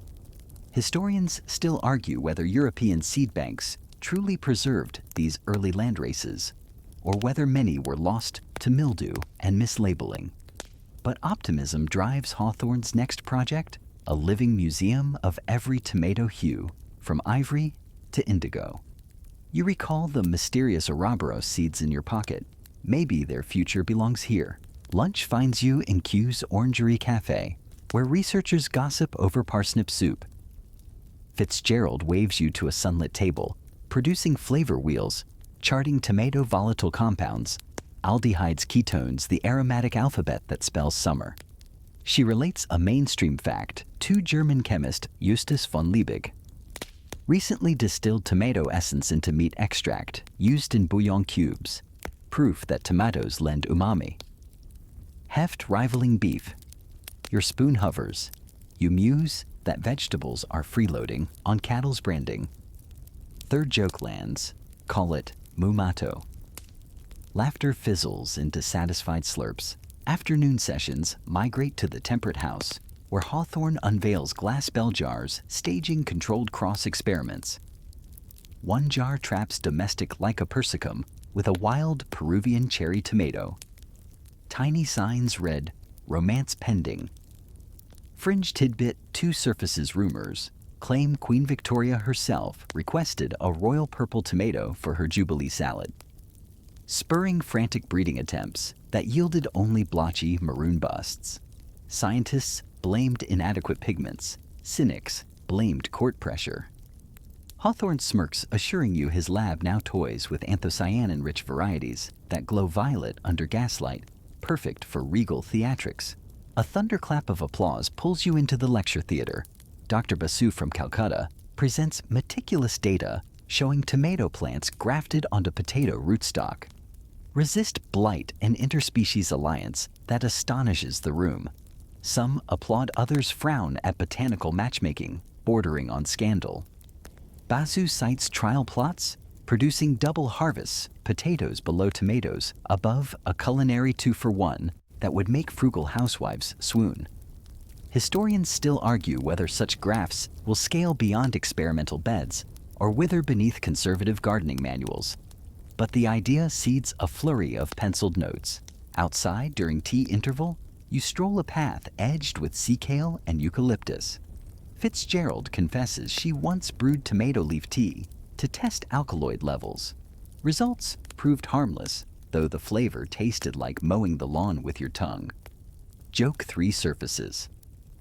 Finally, a beverage for goats doing dry January, and she nearly snorts Darjeeling. Her data, she insists, dismantles leaf toxicity, myths. Haunting dinner tables since Section 3's wary monocles. Yet publishing such contrarian findings risks scorn from colleagues nursing cherished fears. Back inside, Hawthorne distributes scent vials extracted via steam distillation. You sniff one labeled Green Note, immediately transported to Section 1's Mesoamerican terraces. The callback floods memory with warm soil and hummingbird wings. Another vial smells candy sweet. Hawthorne proposes blending it into perfumery. A perfumer in tweed raises a brow quoting market potential eau de salade for daring noses. The hall titters. Yet mainstream fact 3 plants its flag French houses already trial tomato leaf absolute in colognes to evoke summertime gardens, proving science and commerce waltz whenever novelty hums the tune. Dusk sinks. Lamplighters ignite globes along gravel paths. In the research wing, microscopes glow like mini lighthouses guiding slides into knowledge harbors. You peer through one lens, marveling at tomato trichomes, tiny hairs secreting defensive oils that shimmer under lamplight like dew-flecked armor. Hawthorne notes these exudates deter aphids sparking plans for natural insecticides. Fringe Tidbit 3, an eccentric inventor, recently patented tomato cologne for plants, claiming sprayed extracts confuse pests' sense of taste. Historians still argue whether empirical trials back such claims, or if marketing trumps entomology, but curiosity ensures somebody somewhere will spray it on roses at dawn. Night drapes Q in velvet. Researchers file out cloaks, billowing chatter subdued by fatigue and wonder. Hawthorne presses a packet of labeled seeds into your palm stripes of yellow and scarlet, like circus tents. Plant them, he whispers, and record everything. You nod, recalling Widow Cranley's Ouroboros pouch. Your pockets brim with genetic potential, one gift shrouded in folklore, the other in data. On the tram back toward town, jars of chutney clink, softly against seed packets, proof that superstition and science now jostle like siblings on a crowded seat. Street lamps flicker as you alight near Bloomsbury. Your boarding house room smells of coal dust and lavender sachet. You arrange seeds on the desk, their shapes subtle as commas in a sprawling botanical sentence yet to be written. Notebook open. You catalog traits, size, color. Rumored moonlight preference. Historians will study these scribbles someday, perhaps credit you with preserving a lineage that might otherwise vanish between pantry and prejudice. The weight feels gentle yet persistent, like a cat settling onto your lap, yawns Bloom. You climb into the narrow iron bed and pull up a quilt heavy with laundry starch. In the hush, you hear echoes bonfire, crackle lab bells, a wolfish howl that is maybe just a distant train. Outside, clouds part, letting a pale moon splash silver across the sill. You wonder if those legendary nocturnal botanists were right. Perhaps the seeds sense lunar pull shifting quietly in their envelopes. Joke 4 drifts half-formed careful, or they'll elope with potato cousins, but drowsiness snips the punchline short. Sleep slides over you like muslin over crimson broth. In dreams, greenhouses bloom infinite aisles, every vine glowing violet or gold fruit, dangling like lanterns guiding humanity away from fear. Somewhere within that reverie, Linnaeus raises a glass to Widow Cranley, while Hawthorne examines a wolf peach that finally wags its tail. Until morning measurements resume, let the scientific hum subside to lullaby each heartbeat, counting data points you'll log at dawn. Dawn drapes Bloomsbury in apricot haze, and your eyelids flutter open to the distant thud of a newspaper hitting the stoop. You shuffle downstairs, retrieve the inky bundle, and immediately notice a cartoon on the front page, a portly MP ducking as ripe tomatoes sail over his top hat. Apparently, last night's open-air rally near Trafalgar Square devolved into a crimson confetti storm. Workers protesting grain tariffs brought cheap produce as ammunition. You sip tepid tea, feeling the story tug you back onto London's restless streets, where the tomato now moonlights as both supper ingredient and political projectile. By mid-morning, you're wedged in a bustling omnibus rattling toward Whitehall. Factory clerks in rough tweed argue about wages, while a society lady fans herself with a program from the Royal Jubilee Banquet, printed in patriotic red ink naturally. Mainstream fact breezes in ever since railways slashed transport costs in the 1860s. Tomatoes flooded urban markets, their price plummeting so sharply that even East End families could afford a penny-a-pound squish apple for supper. Access reshaped diets, and more controversially furnished protesters with affordable missiles. Turns out democracy tastes tangy. Joke 1 perks up when you imagine produce vendors advertising 2 uses for the price of 1 salad by day, scandal by night. You disembark near Parliament, just as a cluster of suffragists tie purple ribbons around baskets brimming with tomatoes. Their leader, Miss Dorothea Pym, explains that red fruit against white dresses and green sashes mirrors the suffrage palette portable propaganda you can also eat for lunch. She ponders handing MPs tomato sandwiches stamped with votes for women and mustard, then winks. If they refuse, we can still aim for the bowler hats. Fringe tidbit pops up. Rumor says a clandestine tomato and spoon society meets monthly in Soho teaching. Women proper tossing arcs under the guise of canning workshops. You picture cucumber sandwich respectability, masking fastball practice. Joke 2 scribbles itself, mind the doilies ladies, velocity before etiquette. Inside a smoky coffee house across from the Commons, journalists trade whispered intel. One recites last week's scandal at a Tory fundraiser. An overenthusiastic donor hosted a red dinner featuring tomato consomme, tomato sorbet, and rose-tinted tomato champagne. Patriotic nod to Empire One color symbolism. Several guests turned queasy at course 5 prompting satirical papers to dub the soirée the Great Crimson Capitulation. Historians still argue whether the menu genuinely intended to evoke national pride or simply showcased the host's hothouse bragging rights, but either way, the stunt cemented tomatoes as culinary shorthand for modern metropolitan patriotism, much to the horror of old guard gourmets still clutching their boiled beef. Late afternoon shepherds you to Hyde Park for a rally of Chartists demanding expanded suffrage. A speaker with lungs like church bells decries loaf prices, brandishing a tomato to illustrate how landowners profit off both wheat and vegetable rents. He then theatrically bites the fruit juice dribbling onto his waistcoat and declares, "Let the juice of justice stain the tyrant's ledgers." The crowd roars. Call back glimmers you recall Elder Abelard's wolf-peach fears and think how narratives morph yesterday's omen. Becomes today's symbol of defiance. Joke 3 pops if accountants used ketchup instead of red ink audits might taste better if no clearer. Evening curls in, bringing you to the opulent Savoy Ballroom. Yes, that's Savoy again, now draped in Union Jacks for a gala touting Empire on a plate. Menus boast Ceylonese curry, West Indies rum punch, and center stage Imperial tomato terrine, molded into the British lion. Mainstream fact 2 strides across Silver Platter's Empire trade networks, funneled spices that paired perfectly with the fruit, allowing chefs to proclaim a dish both global and resolutely British. Still, you overhear muttering from Earl Buckminster, who calls tomatoes radical vegetables and grumbles that their color inspires socialist agitation. His wife hushes him. Scarlet gowns are in vogue this season.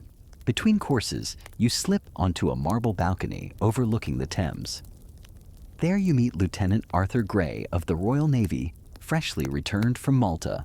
He swears sailors now cultivate tomatoes in shipboard boxes to ward off scurvy and keep morale as red as sunset. Fringe Tidbit 2. Gray confides that one cheeky midshipman painted tiny mustaches on every fruit, christening them Captain Pomodoro's Regiment a prank that allegedly convinced superstitious crewmates. The tomatoes performed night watch. Historians still argue whether such levity genuinely eased long voyages or simply delayed discipline, but diaries brim with doodles proving the prank's reach. Back inside, gala speeches commence. A colonial secretary hails tomatoes as proof Britain can embrace the new while guiding the old. But in a shadowed alcove, radical pamphleteer Mark Rowan drafts an article lambasting the same fruit as emblem of capitalist overproduction. Farm laborers earn pennies, while city salons gorge on terrines shaped like lions. You realize tomatoes mirror whatever ideology squints at them, nourishing proletariat, flattering imperial ego, or fueling satirical ink. Their mutability makes them potent rhetorical spice. Add a pinch to transform any argument's flavor. Midnight chimes. Carriages rattle away. You walk the embankment pockets, humming with cue seeds and chutney jars reflecting on today's kaleidoscope. Tomatoes now occupy banners, teacups, and ammo satchels, proof that adoption breeds appropriation. The same fruit soothing coughs in Widow Cranley's cottage now marks picket lines outside cotton mills. Joke 4 drifts if tomatoes charged royalties for political endorsements, they'd fund universal health care by Christmas. A drizzle begins. You duck under Waterloo Bridge, where a homeless veteran roasts salvaged tomatoes over a tin can stove, sharing half with a newsboy. They debate whether price drops are mercy or omen. Cheap abundance often precedes glut and farmer ruin. Mainstream fact 3 huddles in the steam bumper harvests in 1880. And 1882 crashed markets, prompting Parliament to discuss agricultural relief. Historians still argue whether protective tariffs on imported tomatoes genuinely saved British growers or merely raised costs at urban stalls. But tonight, the argument is moot. The fruit keeps two strangers warm and fed. Homeward, you notice election posters fluttering on lampposts, candidates sporting lapel pins shaped like tiny tomatoes. Humorous nod to resilience, yet graffiti beneath scrawls rot the rich. You can't decide whether to laugh or sigh, perhaps both. Joke 5 settles softly. Tell the fruit to run for office, at least it's already used to being thrown. Back in your boarding house room, you jot notes. Tomato, Gowers, social mirror class barometer. Edible ink. You drizzle widow's chutney on stale bread, sweet heat easing fatigue, and recognize that politics and produce share a trait, both ripen unpredictably. Bruising if mishandled, dazzling when nurtured. The seeds on your desk seem to glow faintly under gaslight. Maybe that's just imagination, or maybe Section 9's gardeners already beckon. You blow out the lamp, city noises fade to a lullaby of distant wheels and river hush. Somewhere suffragists rehearse speeches, MPs dust lapels, and costermongers sort tomorrow's stock, all unknowingly choreographed by the humble tomato. Let the rhythm of these clashing agendas blur into a slow, steady pulse, rocking you toward sleep. Tomorrow, you'll trade ballrooms for potting sheds, tracing how cultivation struggles mirror every human tug-of-war you witnessed today.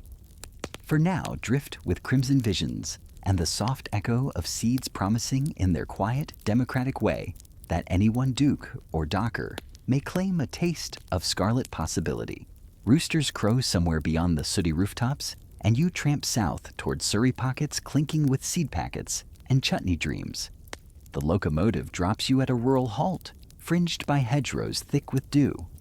Ahead lies Thornwick Estate, an experimental horticultural station funded by the Royal Society, and a viscount who collects rare vegetables the way other nobles collect misjudged investments.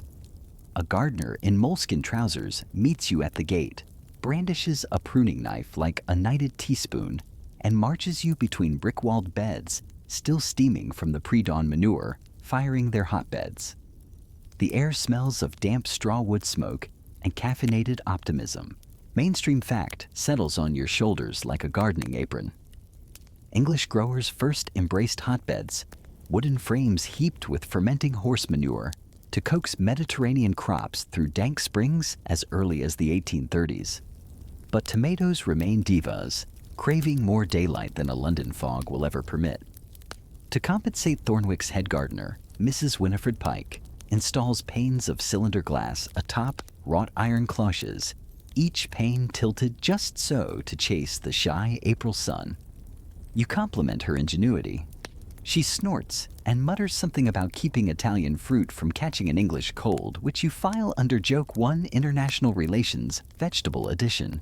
She ushers you into a brand new ridge and furrow glass house, whose cast iron bones glint like crisp corset stays. Inside, tomato vines climb hemp twine toward roof vents, leaves trembling in warm drafts. Yet half the lower foliage mottles with suspicious brown lesions. Mrs. Pike grimaces, snips a sample, and thrusts it under your nose. Blight, she whispers, as if naming Voldemort. Fringe Tidbit surfaces local superstition, claims blight spores ride in on church bells' Sunday peals, punishing gardens of parishioners who skip the sermon. You raise an eyebrow, sounds like clerical blackmail disguised as epidemiology, but decide not to challenge centuries of ecclesiastical peer pressure. Enter Mr. Alistair Quince, visiting botanist from Cambridge, who swirls a hand lens like a monocle and cites recent continental reports linking Phytophthora infestans, yes, the same miscreant that starved Irish potatoes to emergent tomato outbreaks. Historians still argue whether the pathogen leapt host in Britain through imported seed stock or simply evolved locally in soggy compost heaps. But growers panic either way, arming themselves with Bordeaux. Mixture the way Victorian children brandish seaside rock candy. You help Mrs. Pike stir copper sulfate and lime into a slurry so blue it could star in a seaside postcard.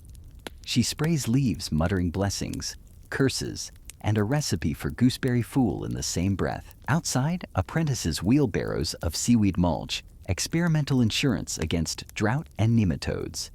You pitch and shovel, crunching through kelp that smells like mermaid laundry.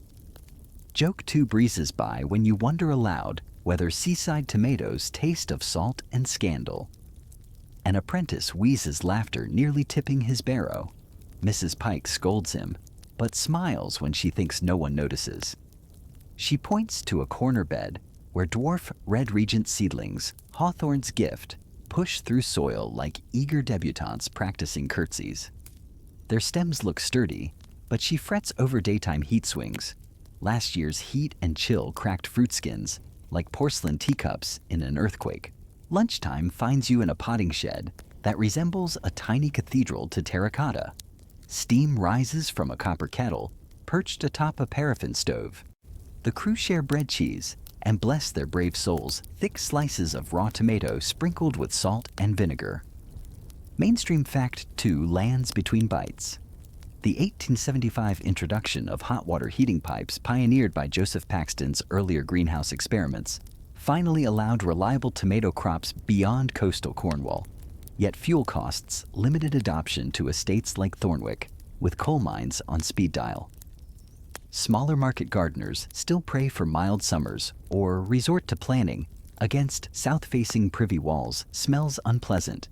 But the bricks retain heat, like gossip holds grudges. Conversation drifts to seed catalog marvels.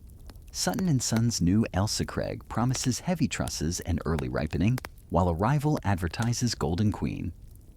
Less acid, ideal for marmalade. Fringe tidbit. 2 pirouettes, 1 catalog touts, luminous nocturne a tomato, said to glow faintly.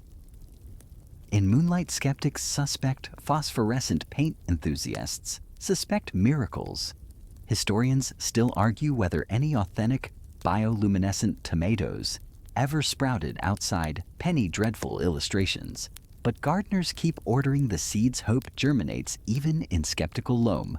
Afternoon duties resume with stringing and side shoot, pinching a tactile meditation broken only by thrush song and the occasional expletive when sap sticks fingers together like botanical glue.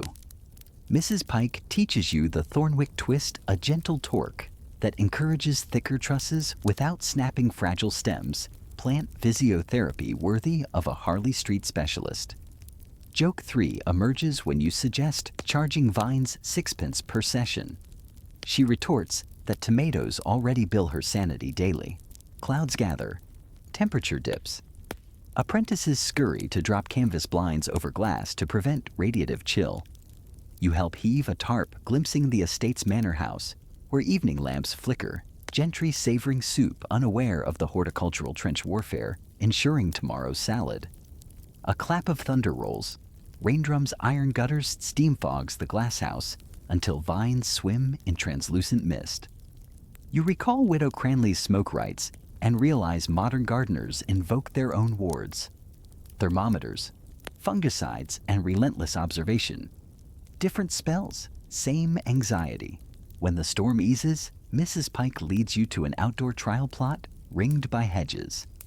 Here, tomatoes grow low beneath bell jars called Victorian warders. The jar's tops unscrew for ventilation, a compromise between hothouse luxury and open-air thrift. One row sports copper strips at soil level. She swears slugs refuse to cross metal. Another row glints with shards of broken mirror tied to stakes to scare wood pigeons and maybe gloom itself. She plucks a nearly ripe fruit, splits it, revealing flesh marbled with green cat facing a scar of temperature swings. She sighs, pockets the flawed specimen for chutney. Dusk paints the sky marmalade. Supper in the bothy is barley stew, enhanced by modest spoonfuls of tomato conserve slightly smoky from last year's hearth fire, sweet with desperation. Mainstream fact 3 simmers during the 1883 Krakatoa eruption. Volcanic fallout cooled global temperatures, hammering English tomato yields. Some gardeners resorted to hanging lamps among vines, turning glasshouses into carnival arcades just to coax ripening. Historians still argue whether those extra degrees justified paraffin expenses or merely singed leaves. But diaries describe winter dinners devoid of red, the plates looking as pale as a vicar's complexion, logbooks closed, tools oiled. You stroll alone beneath espaliered pear branches, pockets jingling with hawthorns and Cranley's seed gifts. Stars prick through cloud tatters. Somewhere a nightjar churs. You squat, poke a finger into rich loam by the garden wall, and drop 2 seeds, one scientific stripe, one Ouroboros mystery, covering them with crumbly earth. You whisper a quick wish for sturdy stems and fewer debates. Soil smells like warm bread cooling on a sill, and you swear the seeds sigh contentedly. Lanterns extinguish one by one around Thornwick, yet the glasshouse panes still glimmer with residual heat.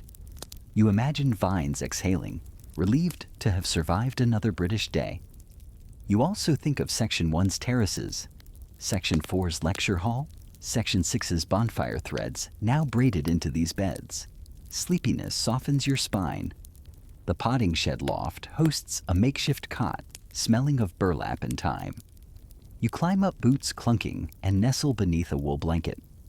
Rain resumes pattering on slate. It sounds like gentle applause for gardeners' quiet heroics. Drifting off, you remember Mrs. Pike's words. Tomatoes teach patience better than sermons. She's right. The fruit's journey northward is slower than a sermon, louder than bell chimes, and infinitely tastier than doctrine.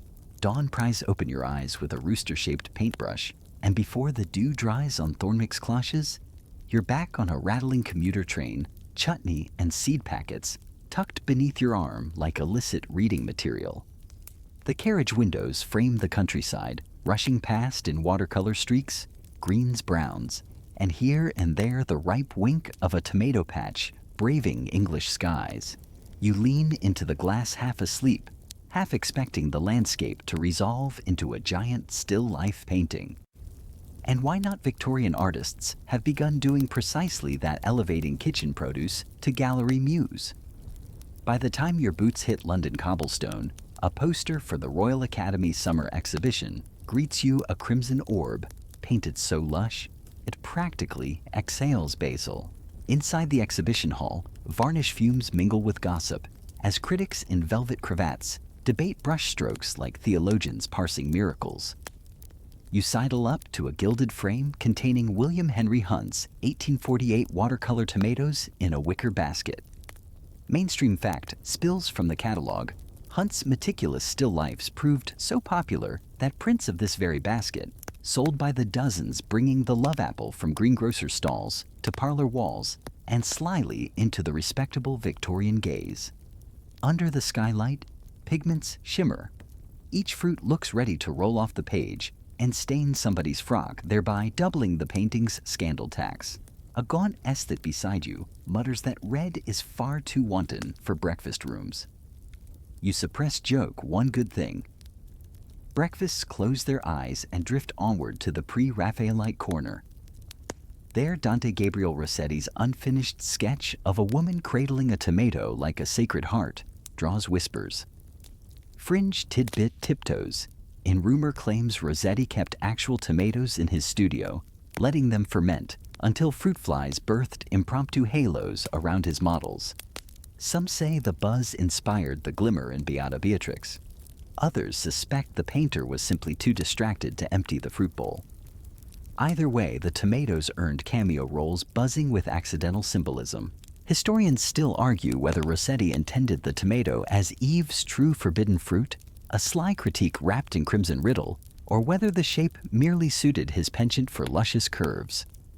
The debate thickens each time scholars retranslate his letters, searching for hidden pips of meaning. One letter laments scarlet musings mouldering on my sill, which could reference overripe love apples, or equally plausible overdue royalty payments. Academic conferences devote entire coffee breaks to such ambiguity. You sip the gossip like weak tea, sweetened with intrigue. Leaving the academy, you weave toward Fleet Street, where print shops crank out the latest Punch magazine. Through an open window, you spot this week's cartoon, Prime Minister Gladstone painted as a tomato-headed scarecrow, arms splayed crows, labeled opposition, pecking at him with relish. Ink still glistens. Joke 2 sprouts when a compositor quips, "At least they didn't draw ketchup too saucy for Parliament." Satire, you note, is the tomato's new greenhouse fertile rowdy, and occasionally overwatered. Mainstream fact 2 walks in wearing printer's ink by the 1870s. Punch routinely used tomato imagery to lampoon political rot and fiscal squish, assisting the fruit's linguistic leap from suspicious dinner guest to comedic shorthand understood by clerks and countesses alike. Afternoon presses on nudging you across the Thames to Southwark's bustling theatre district. Outside the Globe's Victorian descendant, a sandwich board advertises The Crimson Folly, a farce wherein an amorous baron mistakes tomato stains for mortal wounds. The playwright's preface insists the plot was inspired by real accounts of fainting diners. Callback to Lord Cheswick's tremulous soup spoon. You purchase a penny broadsheet of the script. Its florid stage directions include "Enter maid, hoisting tureen aloft like trophy of treason. Then chandeliers tremble in horror." Joke 3 writes itself when you imagine the props department begging local greengrocers for blemished stock. Thespians prefer fruit with dramatic timing, not culinary perfection. Backstage, a costumer shows you tomato-dyed silk ribbons destined for tonight's opening night hats. She explains the dye comes from boiled skins and Alamorden eco-friendly before the term existed. Fringe tidbit 2. Some superstitious stagehands believe tomato dye wards off theater fires, citing one miraculous near miss at Drury Lane, where a sauce-splattered apron allegedly smothered a footlight blaze. Historians still argue whether the anecdote is marketing fluff concocted by hat makers or genuine pyrotechnic salvation, but every wardrobe mistress now keeps a jar of pulp close. By sharing shelf space with grease paint and ghostlight oil, sunset smears the river copper as you duck into the British Library's hushed reading room, chasing literary echoes. A librarian wheels out a slim 1866 poetry pamphlet, Pomona's Rouge Anonymous, but rumored to be Christina Rossetti, moonlighting under fruity pseudonym. You read a stanza comparing tomato seeds to minute rubies, whispering promises of fevered June. The librarian notes, Mainstream fact 3. Victorian flower and fruit symbolism manuals listed tomatoes under conquest and ardent affection, an upgrade from earlier associations with poison. How quickly artwork rewrites dictionaries. Pages rustle as nearby scholars debate whether the tomato metaphors subvert or reinforce gender norms. Did poets celebrate bodily fullness or trivialize domestic labor? Voices hush when an elderly gentleman reminds them that love apple was once near slang for illicit passion. The circle nods, scribbling marginalia. You privately recall Section 3's dinner roll libido joke and marvel at how the same wink slinks through verse. Night thickens like burnt sugar. You stroll to a Soho attic where the avant-garde Bloomsbury Light crowd hosts a salon under gaslights dimmed for mood. Walls drip with experimental art, cuboid tomatoes fractured into chromatic shards, each segment labeled with tiny philosophical questions like, what is pulp if not memory? Between piano interludes, a dramatist recites a monologue from the Salon of Monologues, featuring a tomato lamenting its destiny as projectile. Applause ripples. Fringe Tidbit 3 emerges when someone passes around a pamphlet from Paris claiming tomatoes inspire clairvoyance if consumed at dawn while staring into a gilt mirror. Historians still argue whether any writer credited their visions to salad, but you suspect absinthe remains the heavier culprit. Midnight finds you lounging on a divan surrounded by paint-stained smocks and half-finished sonnets ears, humming with talk of chromolithography and serial novels. Outside, Soho's alleys glisten after a brief shower, reflecting street lamps in pools that look unsettlingly like spilled coulis. You thumb through your pocket notebook, a tally of depictions, still life satire poetry, die each one nibbling another crumb from the old narrative of danger. The tomato has become, in brush and pen, whatever Victorian imagination requires, seductress buffoon martyr muse. Flexibility equals longevity. No wonder the fruit outpaces its scandals. You bid adieu to the salon, stepping into cool drizzle. Gaslight's halo raindrops, rendering every bobbing hansom cab lantern a floating tomato, suspended in night soup. Back in your boarding house, you spread your collected artifacts across the quilt exhibition ticket, punch cartoon crimson ribbon clandestine poem. They glow in lamplight like a rogue gallery of witnesses, testifying that art often persuades where lectures fail. Tomorrow's commerce and recipes will ride these images like currents. Section 11's markets already shuffle in the wings, jingling coins. You cork the oil lamp. Darkness softens edges, turning vivid reds to comfortable dusk tones, the way memory edits loud moments for easier dreaming. Somewhere painters rinse brushes, poets blot ink, and printers set fresh jokes in Lettle, unaware they're co-authoring a fruit's autobiography. Let their creative clatter fade into a slow lullaby, as steady as gallery hush between footsteps. You slip beneath blankets, mind half canvas, half tomato, lulled by the faint scent of dried pigment still clinging to your sleeves. Morning rain washes Soho's cobbles clean, replacing last night's painterly sheen with a brisk merchant's glare. You follow the smell of coal smoke and damp crates past bill-posting walls until the street exhales into Covent Garden Market open before sunrise, impatient as a stock exchange on caffeine. Hurdy-gurdy music weaves through shouts of porters, and every stall seems a makeshift stage where tomatoes audition for destiny by the pound quart or cartload.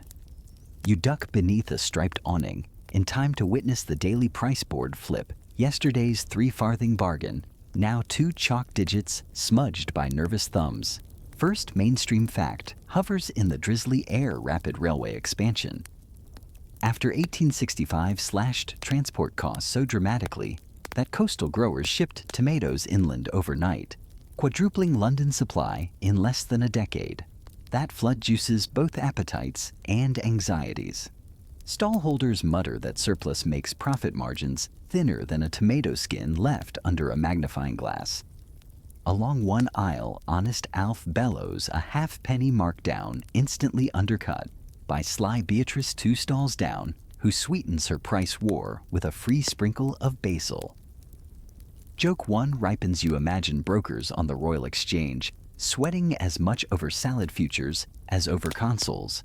The crowd eddies around a makeshift auction platform where bushels pile like red sandbags. A commissionaire waves his gavel describing each lot with the flair of a circus barker. Hothouse Scarlet, minimal cat face blemish, who will start at 9 shillings.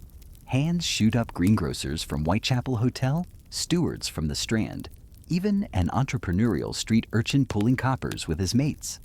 But just as the bid settles, a whistle shrieks from the south gate. A new wagon load arrives from Kent Fruit, still warm from coal-fired heaters. Prices wobble. Gavel stalls tempers simmer. A buyer accuses a carter of watering crates to increase weight. The carter retorts that condensation is merely nature's glaze. Fringe tidbit tumbles out some merchants reputedly spritz tomatoes with red dye, brewed from cochineal and beet juice, to revive road-weary skins, a cosmetic quick fix locals call the rouge ruse. You try not to picture Section 10's artists applauding the color-matching craftsmanship. Across the lane, a burly woman nicknamed Queen Paul guards wooden flats stacked 6 high.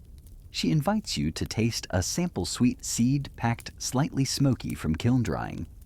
She explains her family recently shifted from coal mining in Durham to tomato curing, constructing brick kilns that wick away moisture so fruit travels farther without bursting.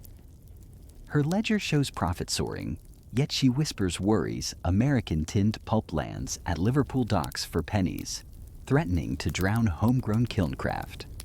Historians still argue whether transatlantic imports truly collapsed local markets, or merely forced British growers to specialize in fresh premium varieties.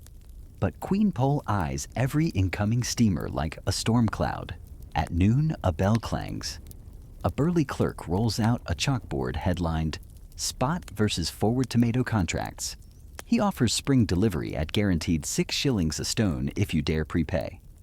You overhear 2 hotel chefs hedge bets, buying a modest future in hopes of Wimbledon luncheon. Menus free from price spikes. Joke 2 sprouts tomato futures, the only time you can literally eat your losses. By early afternoon, the market's heart quickens. News spreads that prices at Billingsgate Fish Market have collapsed thanks to a glut of mackerel, so fishwives swarm Covent Garden to barter fish for tomatoes, inventing discount mackerel marinara on the spot. Stallholders haggle, shouting ratios, 2 stone red for 1 basket silver. A journalist from the Times scribbles furiously, sensing a headline about cross-market chaos. You remember Section 8's political rallies and realize commerce riles. Crowds just as reliably as manifestos. Down a side passage, tinkers peddle bottle green ketchup, labeled Improved Yankee Formula. The proprietor, Mr. Chauncey Briggs of Pittsburgh, offers you a teaspoon, tangy, vinegar-bold, suspiciously sweet. He brags of vacuum-sealing lines that churn 500 bottles an hour. Mainstream fact 2. When Heinz launched in 1876, rivals like Cross and Blackwell scrambled to match mechanized scale or risk extinction. Briggs gestures to a row of glass vacuum jars, each stamped, not liable to explode. Joke 3 twinkles, you mutter reassuring, though low bar, and he laughs so hard the sample spoon rattles his waistcoat chain. Yet not all merchants play fair. Around the corner, you spy a clandestine alley where second-day fruit, soft blotched, slightly fermented changes, hands at fire sale rates, destined for anonymous street stew pots. An elderly buyer dips a finger tastes and judges whether today's acidity masks yesterday's age. Fringe tidbit 2 surfaces. Unscrupulous vendors have been caught dusting rotting tomatoes with chalk to dull the odor and pass midday inspection. City aldermen propose surprise weigh-ins and penalties, but enforcement arrives slower than spoilage. Dusk gathers, stall lights flare, turning tomatoes into glowing lanterns, commerce into theater encore. Queen Pole counts coins, sighs at the narrow gain, yet clings to tomorrow's optimism. She slips you a cured sample for your supper and confides rumor of a northern cooperative planning to standardize grading green boards for Class A, yellow for Class B, hoping transparency ends undercut brawls. Historians still argue whether that early color code system planted seeds for modern produce standards or fizzled in bureaucratic frost. But somewhere a clerk drafts the proposal while candles burn low. You exit through Drury Lane, where costermongers repurpose unsold stock for nightly tradition tomato skimmington, a mock duel in which rival barrows lob overripe fruit until someone yields turf. Spectators gamble pennies, cheering each splat like a cabaret act. One bruised tomato arcs overhead, lands on your boot, and explodes into a crimson Rorschach. You shrug it, matches the chutney stain already on your cuff. Callback humor ticks Section 2's See Which Glow meets Section 3's Noble Soup. Converging now in slapstick street theater. Back at your boarding house, the cured slice from Queen Paul becomes supper atop stale bread. Smoky sweetness reminds you how vulnerability to spoilage nudges everyone, farmers, chemists, hustlers, toward preservation packaging and perpetual competition. Mainstream fact 3 settles like pepper between 1880 and 1890. Britain's per capita tomato consumption triples. Yet growers' average earnings barely budge the bounty discipline, harsh as a factory whistle. You jot in your notebook, abundance breeds volatility. Volatility breeds invention. Pen taps pause. Night deepens. Covent Garden's stalls now silent, but tomorrow at 4 a.m. Chalkboards will flip again numbers, rewriting fortunes. Like restless dice. You imagine Widow Cranley's chutney jars on distant pantry shelves immune to price wars, and Mrs. Pike's glasshouse finds, hoping urban buyers still pay a premium for sun-kissed flavor. Commerce, art, politics, every domain you visited now threads through these markets. Their clamor fades into a steady drip from leaky gutters, each drop counting down to fresh haggling at dawn, when Section 12's recipe makers will finally tame the bounty. For now, close your eyes, let the echo of gavel clacks and coin clinks lull you the lullaby of supply, forever chasing demand. Pre-dawn drizzle still drums Covent Garden's awnings when you abandon the hush of your boarding house stairwell and chase the tomato's next metamorphosis from bargaining chip to beloved flavor. Smells of coal smoke and damp burlap cling to your coat as you duck into the basement scullery of Mrs. Lettuce Harcourt, cookery book author and self-proclaimed sauce sorceress. To half the aristocracy, she greets you with a wooden spoon like a scepter curls of gray hair, corkscrewing from her cap, and promptly assigns you to chop onions, fine as printer's typeface. Steam hazes the low ceiling as copper pans heat over twin ranges, their hiss and sputter sounding like gossip being rapidly sautéed. She begins with the mainstream fact of the hour. By 1887, London had more than 50 commercial canneries, turning surplus tomatoes into pulp, but home kitchens still preferred fresh or freshly disguised. Her new goal converting skeptics through a trio of preparations, sauce, soup, and chutney, each tailored to different social strata. She ladles crimson puree into a shallow pan, tosses in sugar bay, and a sly trickle of malt vinegar, then instructs you to watch the surface until it smiles. You blink. She clarifies small concentric bubbles mean pectins are bonding consistency perfect. Joke one bubbles up, you murmur. My porridge scowls. Perhaps it's antisocial, and she cackles, nearly dropping a time bundle into the pot. At the far table, her maid, Ruby, sterilizes jars in rolling water. Fringe Tidbit arrives on a cloud of steam. Ruby whispers that she once saw a jar explode when a house guest whistled the wrong key. C note cracks the glass, she swears. You raise an eyebrow, but Mrs. Harcourt simply grunts. Historians still argue whether sonic vibrations ruin preserves or cooks just blame music for sloppy seals. Either way, the maid now hums exclusively in B-flat.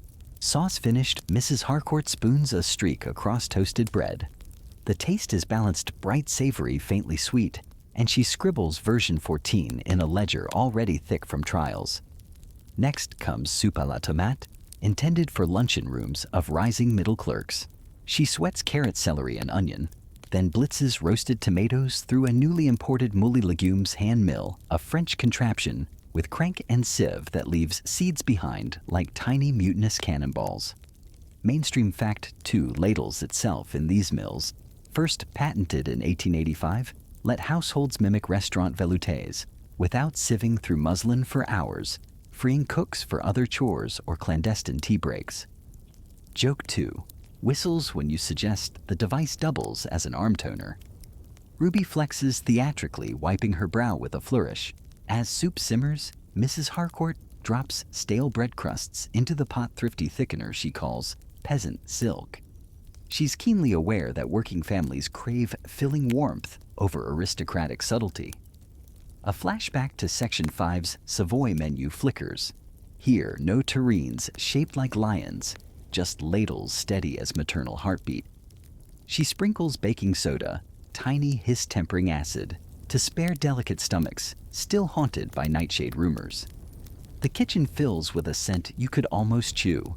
While pots burble, she unveils her pièce de résistance, sweet hot tomato chutney, inspired by Anglo-Indian railway menus. She folds in raisins, mustard seed, and a fistful of Widow Cranley-esque allspice, then lets the mixture blip thickly. You recall Section 6's bonfire jars, and grin-flavor diplomacy is truly global. Fringe tidbit 2 sizzles. Rumor claims Calcutta clubs staged chutney spoon races, betting on which condiment reached the opposite table first, via perspiring waiters. Mrs. Harcourt snorts, better odds than Derby Day.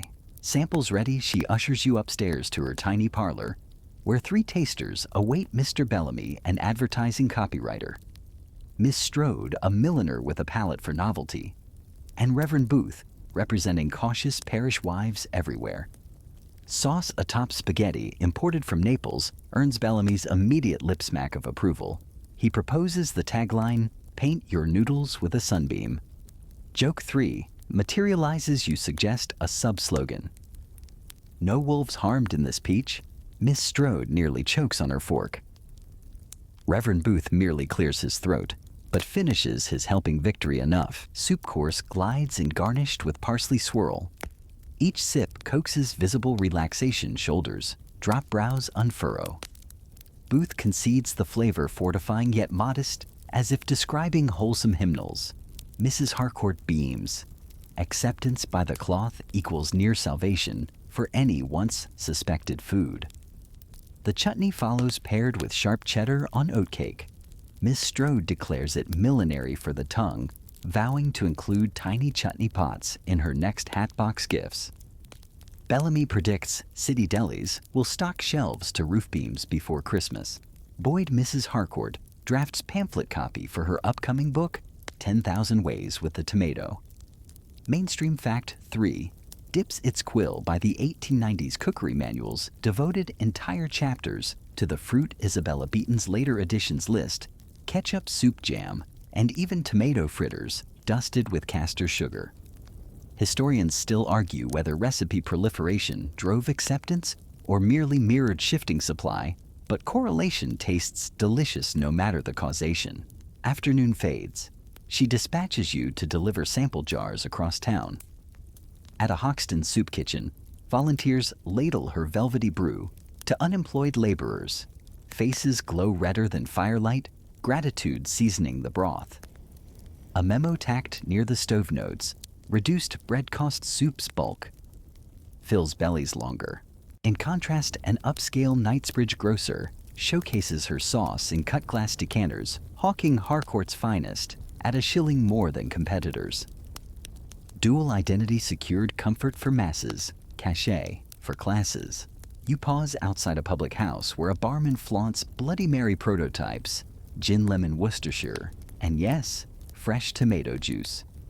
Patrons sip with daring curiosity. Some spit some order seconds. The barman swears it settles last night's punch-up. You pocket the notion mixology may soon grant tomatoes yet another passport. Sunset embers the horizon. Returning to Mrs. Harcourt's scullery, you find her labeling jars with neat ink flourish. She slides one toward you for that gardener in Surrey. You imagine Mrs. Pike swirling it into winter ragout, perhaps announcing to skeptical apprentices, "See, city folk can cook." Synergy threads tighten science seeds. Gardens, nurture markets, sell cooks. Convert. Tomatoes' conquest of taste buds feels inevitable now, an avalanche of flavor rather than fear. You step into the evening jar, warm from kettle heat. Horses clop past gas lamps flicker, and distant costermongers still hawk late-day bargains. But their shouts now mingle with stove whispers, wafting from every terrace house, sauce, simmering soup, thickening chutney, mellowing by hearth glow.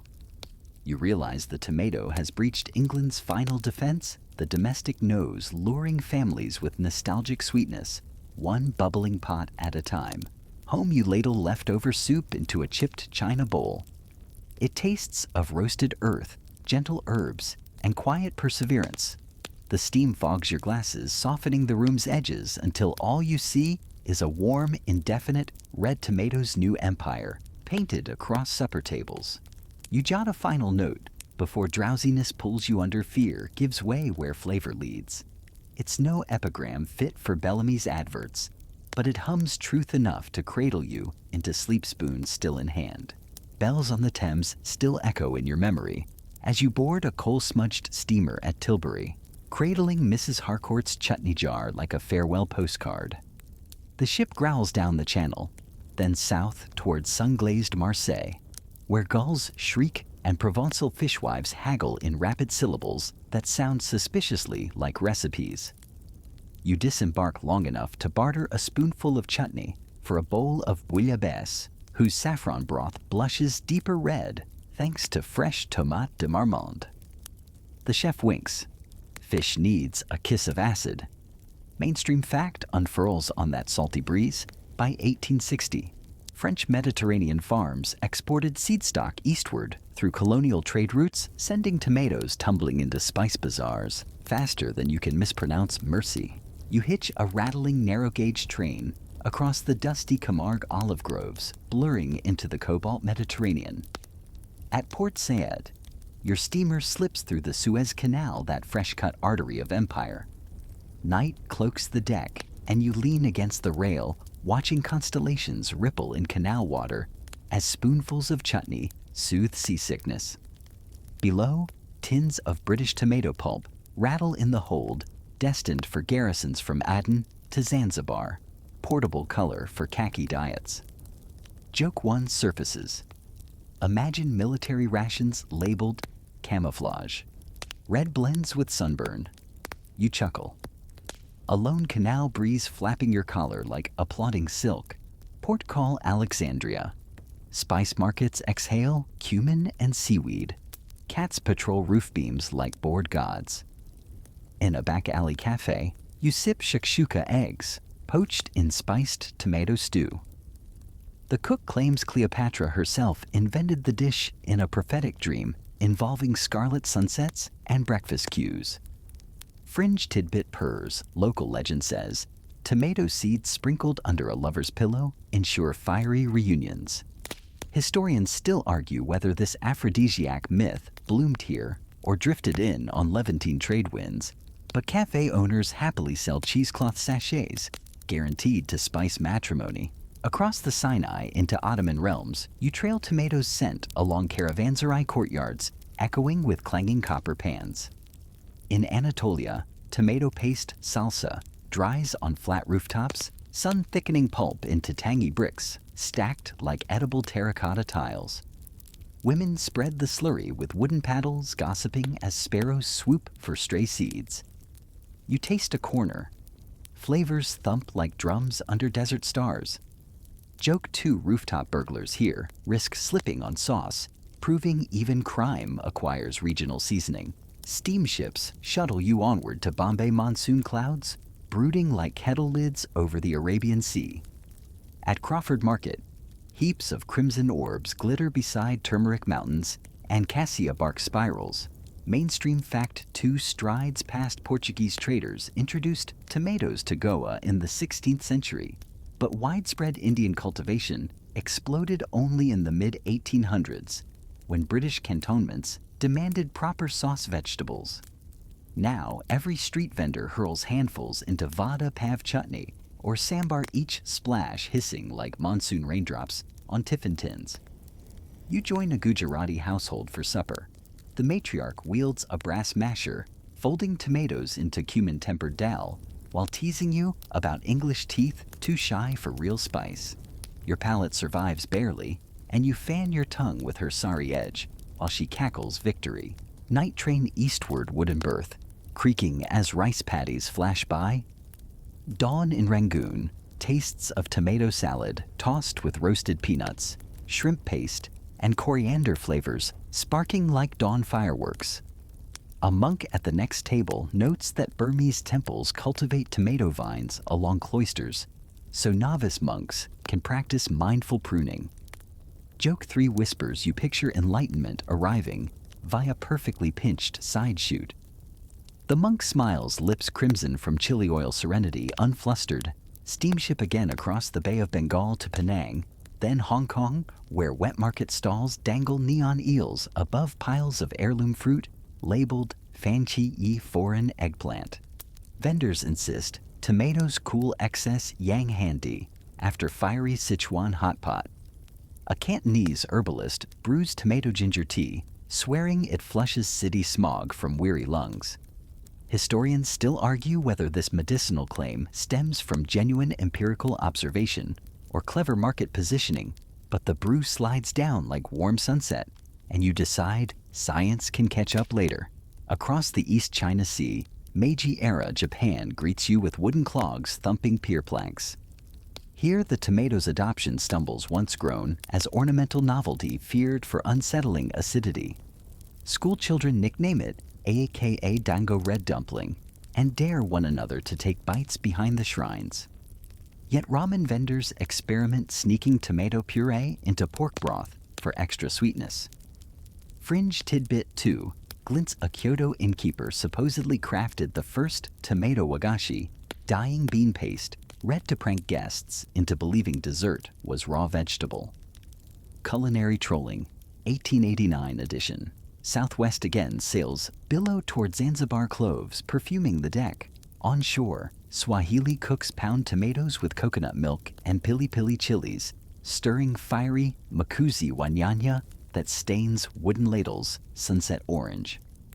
You share a bowl with Dao sailors who slice green mango into the sauce, coaxing acidity into tropical harmony. Mainstream fact 3 anchors here. British colonial agricultural stations introduced high-yield tomato cultivars to East Africa in the 1890s, hoping to reduce scurvy among labor corps. The plants thrived, weaving into coastal stews and inland maize porridges with chameleon ease. Venture inland along caravan routes to Yoruba markets in Lagos, where women balance headpans brimming with scarlet fruit. They pound tomatoes into ata dindin pepper stew that ricochets across your taste buds like drum riffs. Scholars debate whether West African cuisines long utilized local acidic berries, pre-contact making tomato adoption seamless, or if the new fruit fundamentally rewired flavor architecture. Historians still argue whether tomato merely replaced or radically enhanced indigenous tang. Either way, your lips buzz happily heat, seeping under the equatorial moon. Northward to the Maghreb once more through caravans trading salt for sauce. In a Saharan Ksar, Berber shepherds simmer lamb with tomatoes and dried apricots beneath earthen lids, moisture condensing, then raining back onto the stew like miniature monsoon cycles. You recall Section 9's glasshouse tarps, guarding Thornwick vines from English drizzle, and marvel at tomatoes' talent for thriving in both fog and furnace. Flexible as folklore, unstoppable as gossip. Finally, the steamer loops you home to Tilbury Hull, stained red from jostled tins. You disembark clutching notebooks splattered with spectra of sauces, rooftop salsa monk salad chutneys hotter than railway engines. Joke 4. Winks customs officers wave you through. Apparently, tomato juice on trousers now counts as a world traveler's stamp. Back in your boarding room, jars clink beside unfamiliar spice packets. Gaslight pools amber on seeds from every Stockbridge Naples bite-sized Thai cherry drought-tough Tanzanian plum. You scatter them across your desk like shuffled playing cards, each promising a different story in flesh and seed geometry. Sleep creeps close as distant ship horns moan down the Thames. You taste phantom vibrations of cumin coconut and chili still dancing behind your teeth. The tomato once whispered poisonous now hums lullabies in scores of languages, adjusting melodies to every tongue. Tomorrow's Section 14 scientists will chart reasons for these flavors, but tonight, you drift on the simple truth that red fruit plus curiosity equals endless edible passports. Eyes close, and the world's kitchens blend into one quiet simmer steam curling under the door like a universal bedtime aroma. You wake to the insistent tick of a metronome, but it isn't music practice. It's the click-clack of an automated seed counter inside Cambridge's latest phytotron. A glass and aluminium contraption that fuses greenhouse with spaceship. White-coated technicians usher you through double airlocks, as though you might smuggle rogue pollen under your collar. LED panels bathe rows of tomato seedlings in violet and teal colors, chosen to bully photosynthesis into overachieving. You breathe air filtered so meticulously it feels pre-chewed, and the scent is faintly metallic, like rain on a new bicycle. Dr. Meredith Fox, geneticist extraordinaire, greets you at bench 7 with a pipette raised in salute. She delivers the morning's mainstream fact: since 1900, breeders have chased bigger harvests by cross-pollinating commercial tomatoes with wild South American relatives, stacking genes for disease resistance like cards in a royal flush. The result, varieties such as Moneymaker and Ailsa Craig that can shrug off blight and still turn a profit in gray British summers.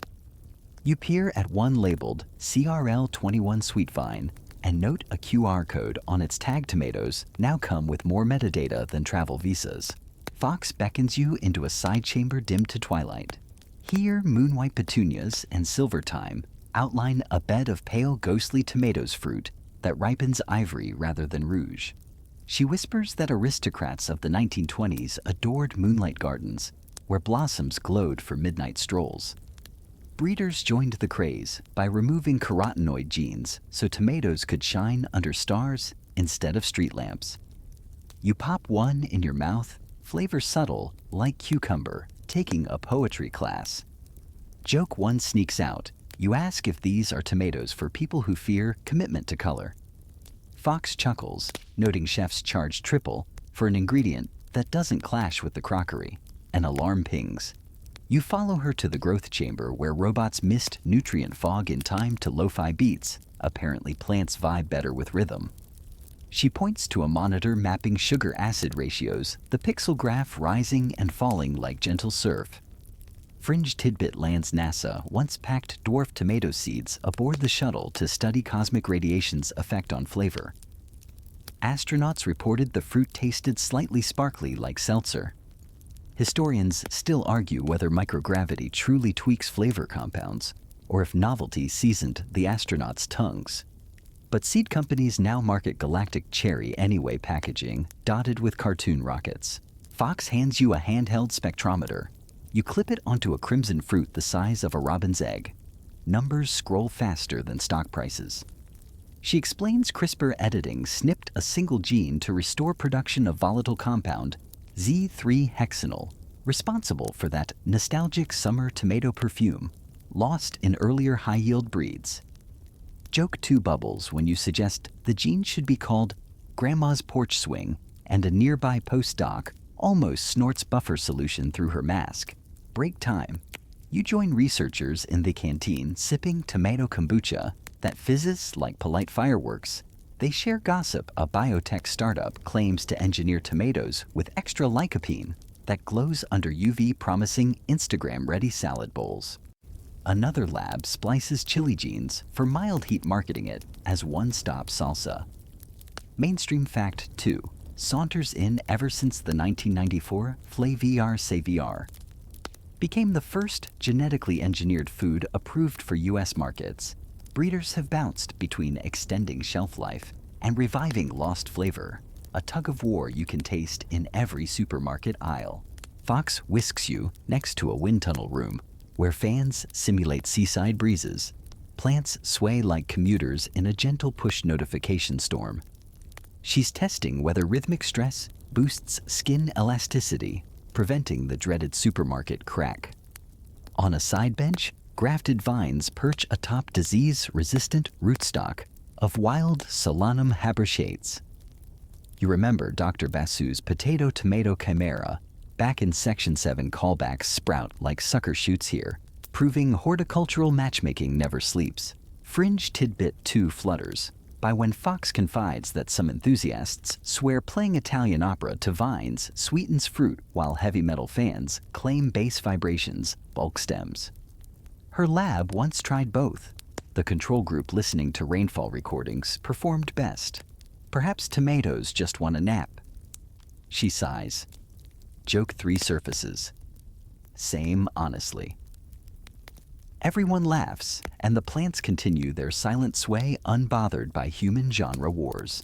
Dusk drapes the roof panes, rosy echoing old fears, now relegated to folklore footnotes. Fox invites you to taste test side-by-side slices, supermarket standard versus CRL 21. The new cultivar's flesh bursts with balanced acidity, triggering a Proustian rush of garden hoses and sun-hot lawns. She records your grin as data point number 74. Mainstream fact 3 slides onto the clipboard. Consumer panels consistently rank flavor-restored lines higher. Yet retailers hesitate. Shorter shelf life means slimmer margins. Historians still argue whether future supply chains will prioritize taste over transport tolerance, or if lab coatings and cold chain miracles will let them have both. Before you leave, Fox presses a foil packet of CRL21 seeds into your palm beside your global collection. She winks. Plant them under moonlight. Old superstition meets new science. Outside campus lamps flicker on. You stroll past beds of bioluminescent demo vines twinkling like low-altitude constellations, guiding late-shift students home. The night air smells of tomato leaf green peppery promising. Back in your room, you lay the new seeds alongside their worldly siblings, stripe-skinned Thai cherries, Tanzanian plums, lunar CRL21s. They resemble an assembly of diplomats awaiting tomorrow's summit. In your Surrey plot, you jot in your journal, varieties multiply. Like stories, each edit a fresh sentence in the fruit's autobiography. Lamps dim, and you muse that the once vilified tomato now sits at the cutting edge of genetic wonderproof that fear can transmute into fascination, given patience microscopes and a dash of cheeky optimism.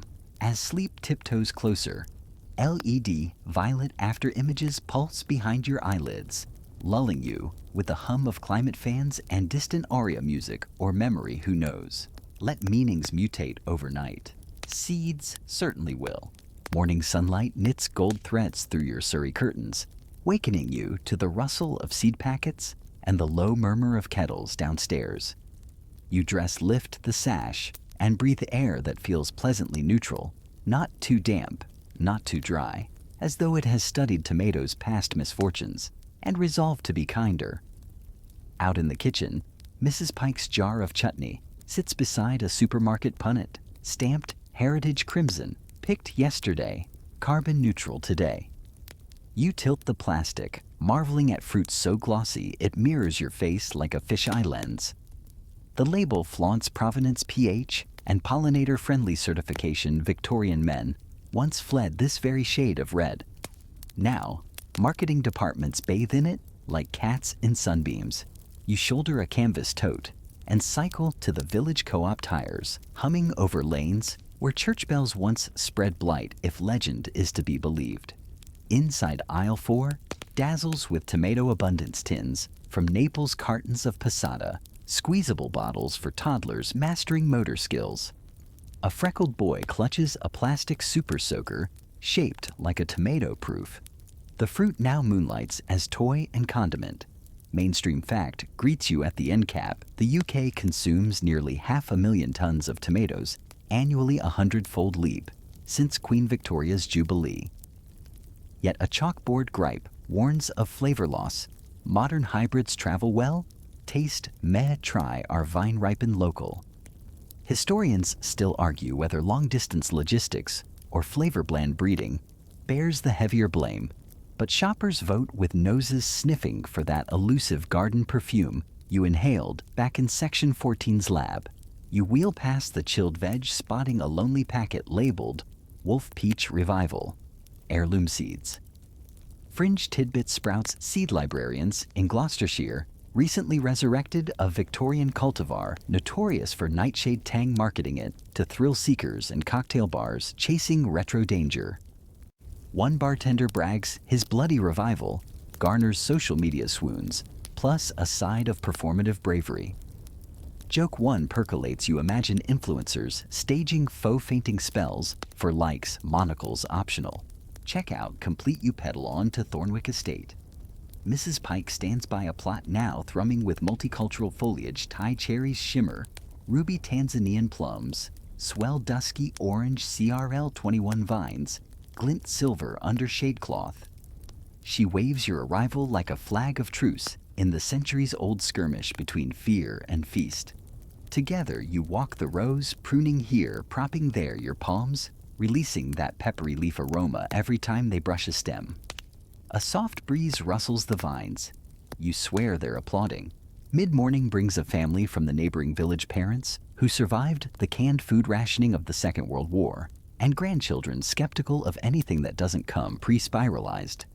You slice samples onto a board, a moon-white wedge, a stripy Thai sliver, a cherry bread in cosmic radiation. The grandfather bites, eyes brightening like gas lamps relit. That tastes like summers long vanished, he whispers. The teenager chewing skeptically declares the galactic cherry kinda fizzy, posts a selfie, and tags it, tomato, glow up. Joke 2 slips free. You remark that Victorian gentlemen fainted at such flavors. The teen shrugs Victorians didn't have taste buds and scrolls on. After they leave, Mrs. Pike counts blossoms and murmurs logistic worries. Heat waves skew ripening windows. Supermarket contracts demand uniform size. Labor shortages tighten harvest slots. Modern anxieties, you realize, rhyme with old ones. Back in Section 11, market prices seesawed like marionettes. Today, algorithms forecast gluts, yet farmers still pace at midnight. Mainstream fact 2 slips under your trowel despite hydroponics and LEDs. Britain imports over 80% of its fresh tomatoes, vulnerability exposed each time border checks snarl.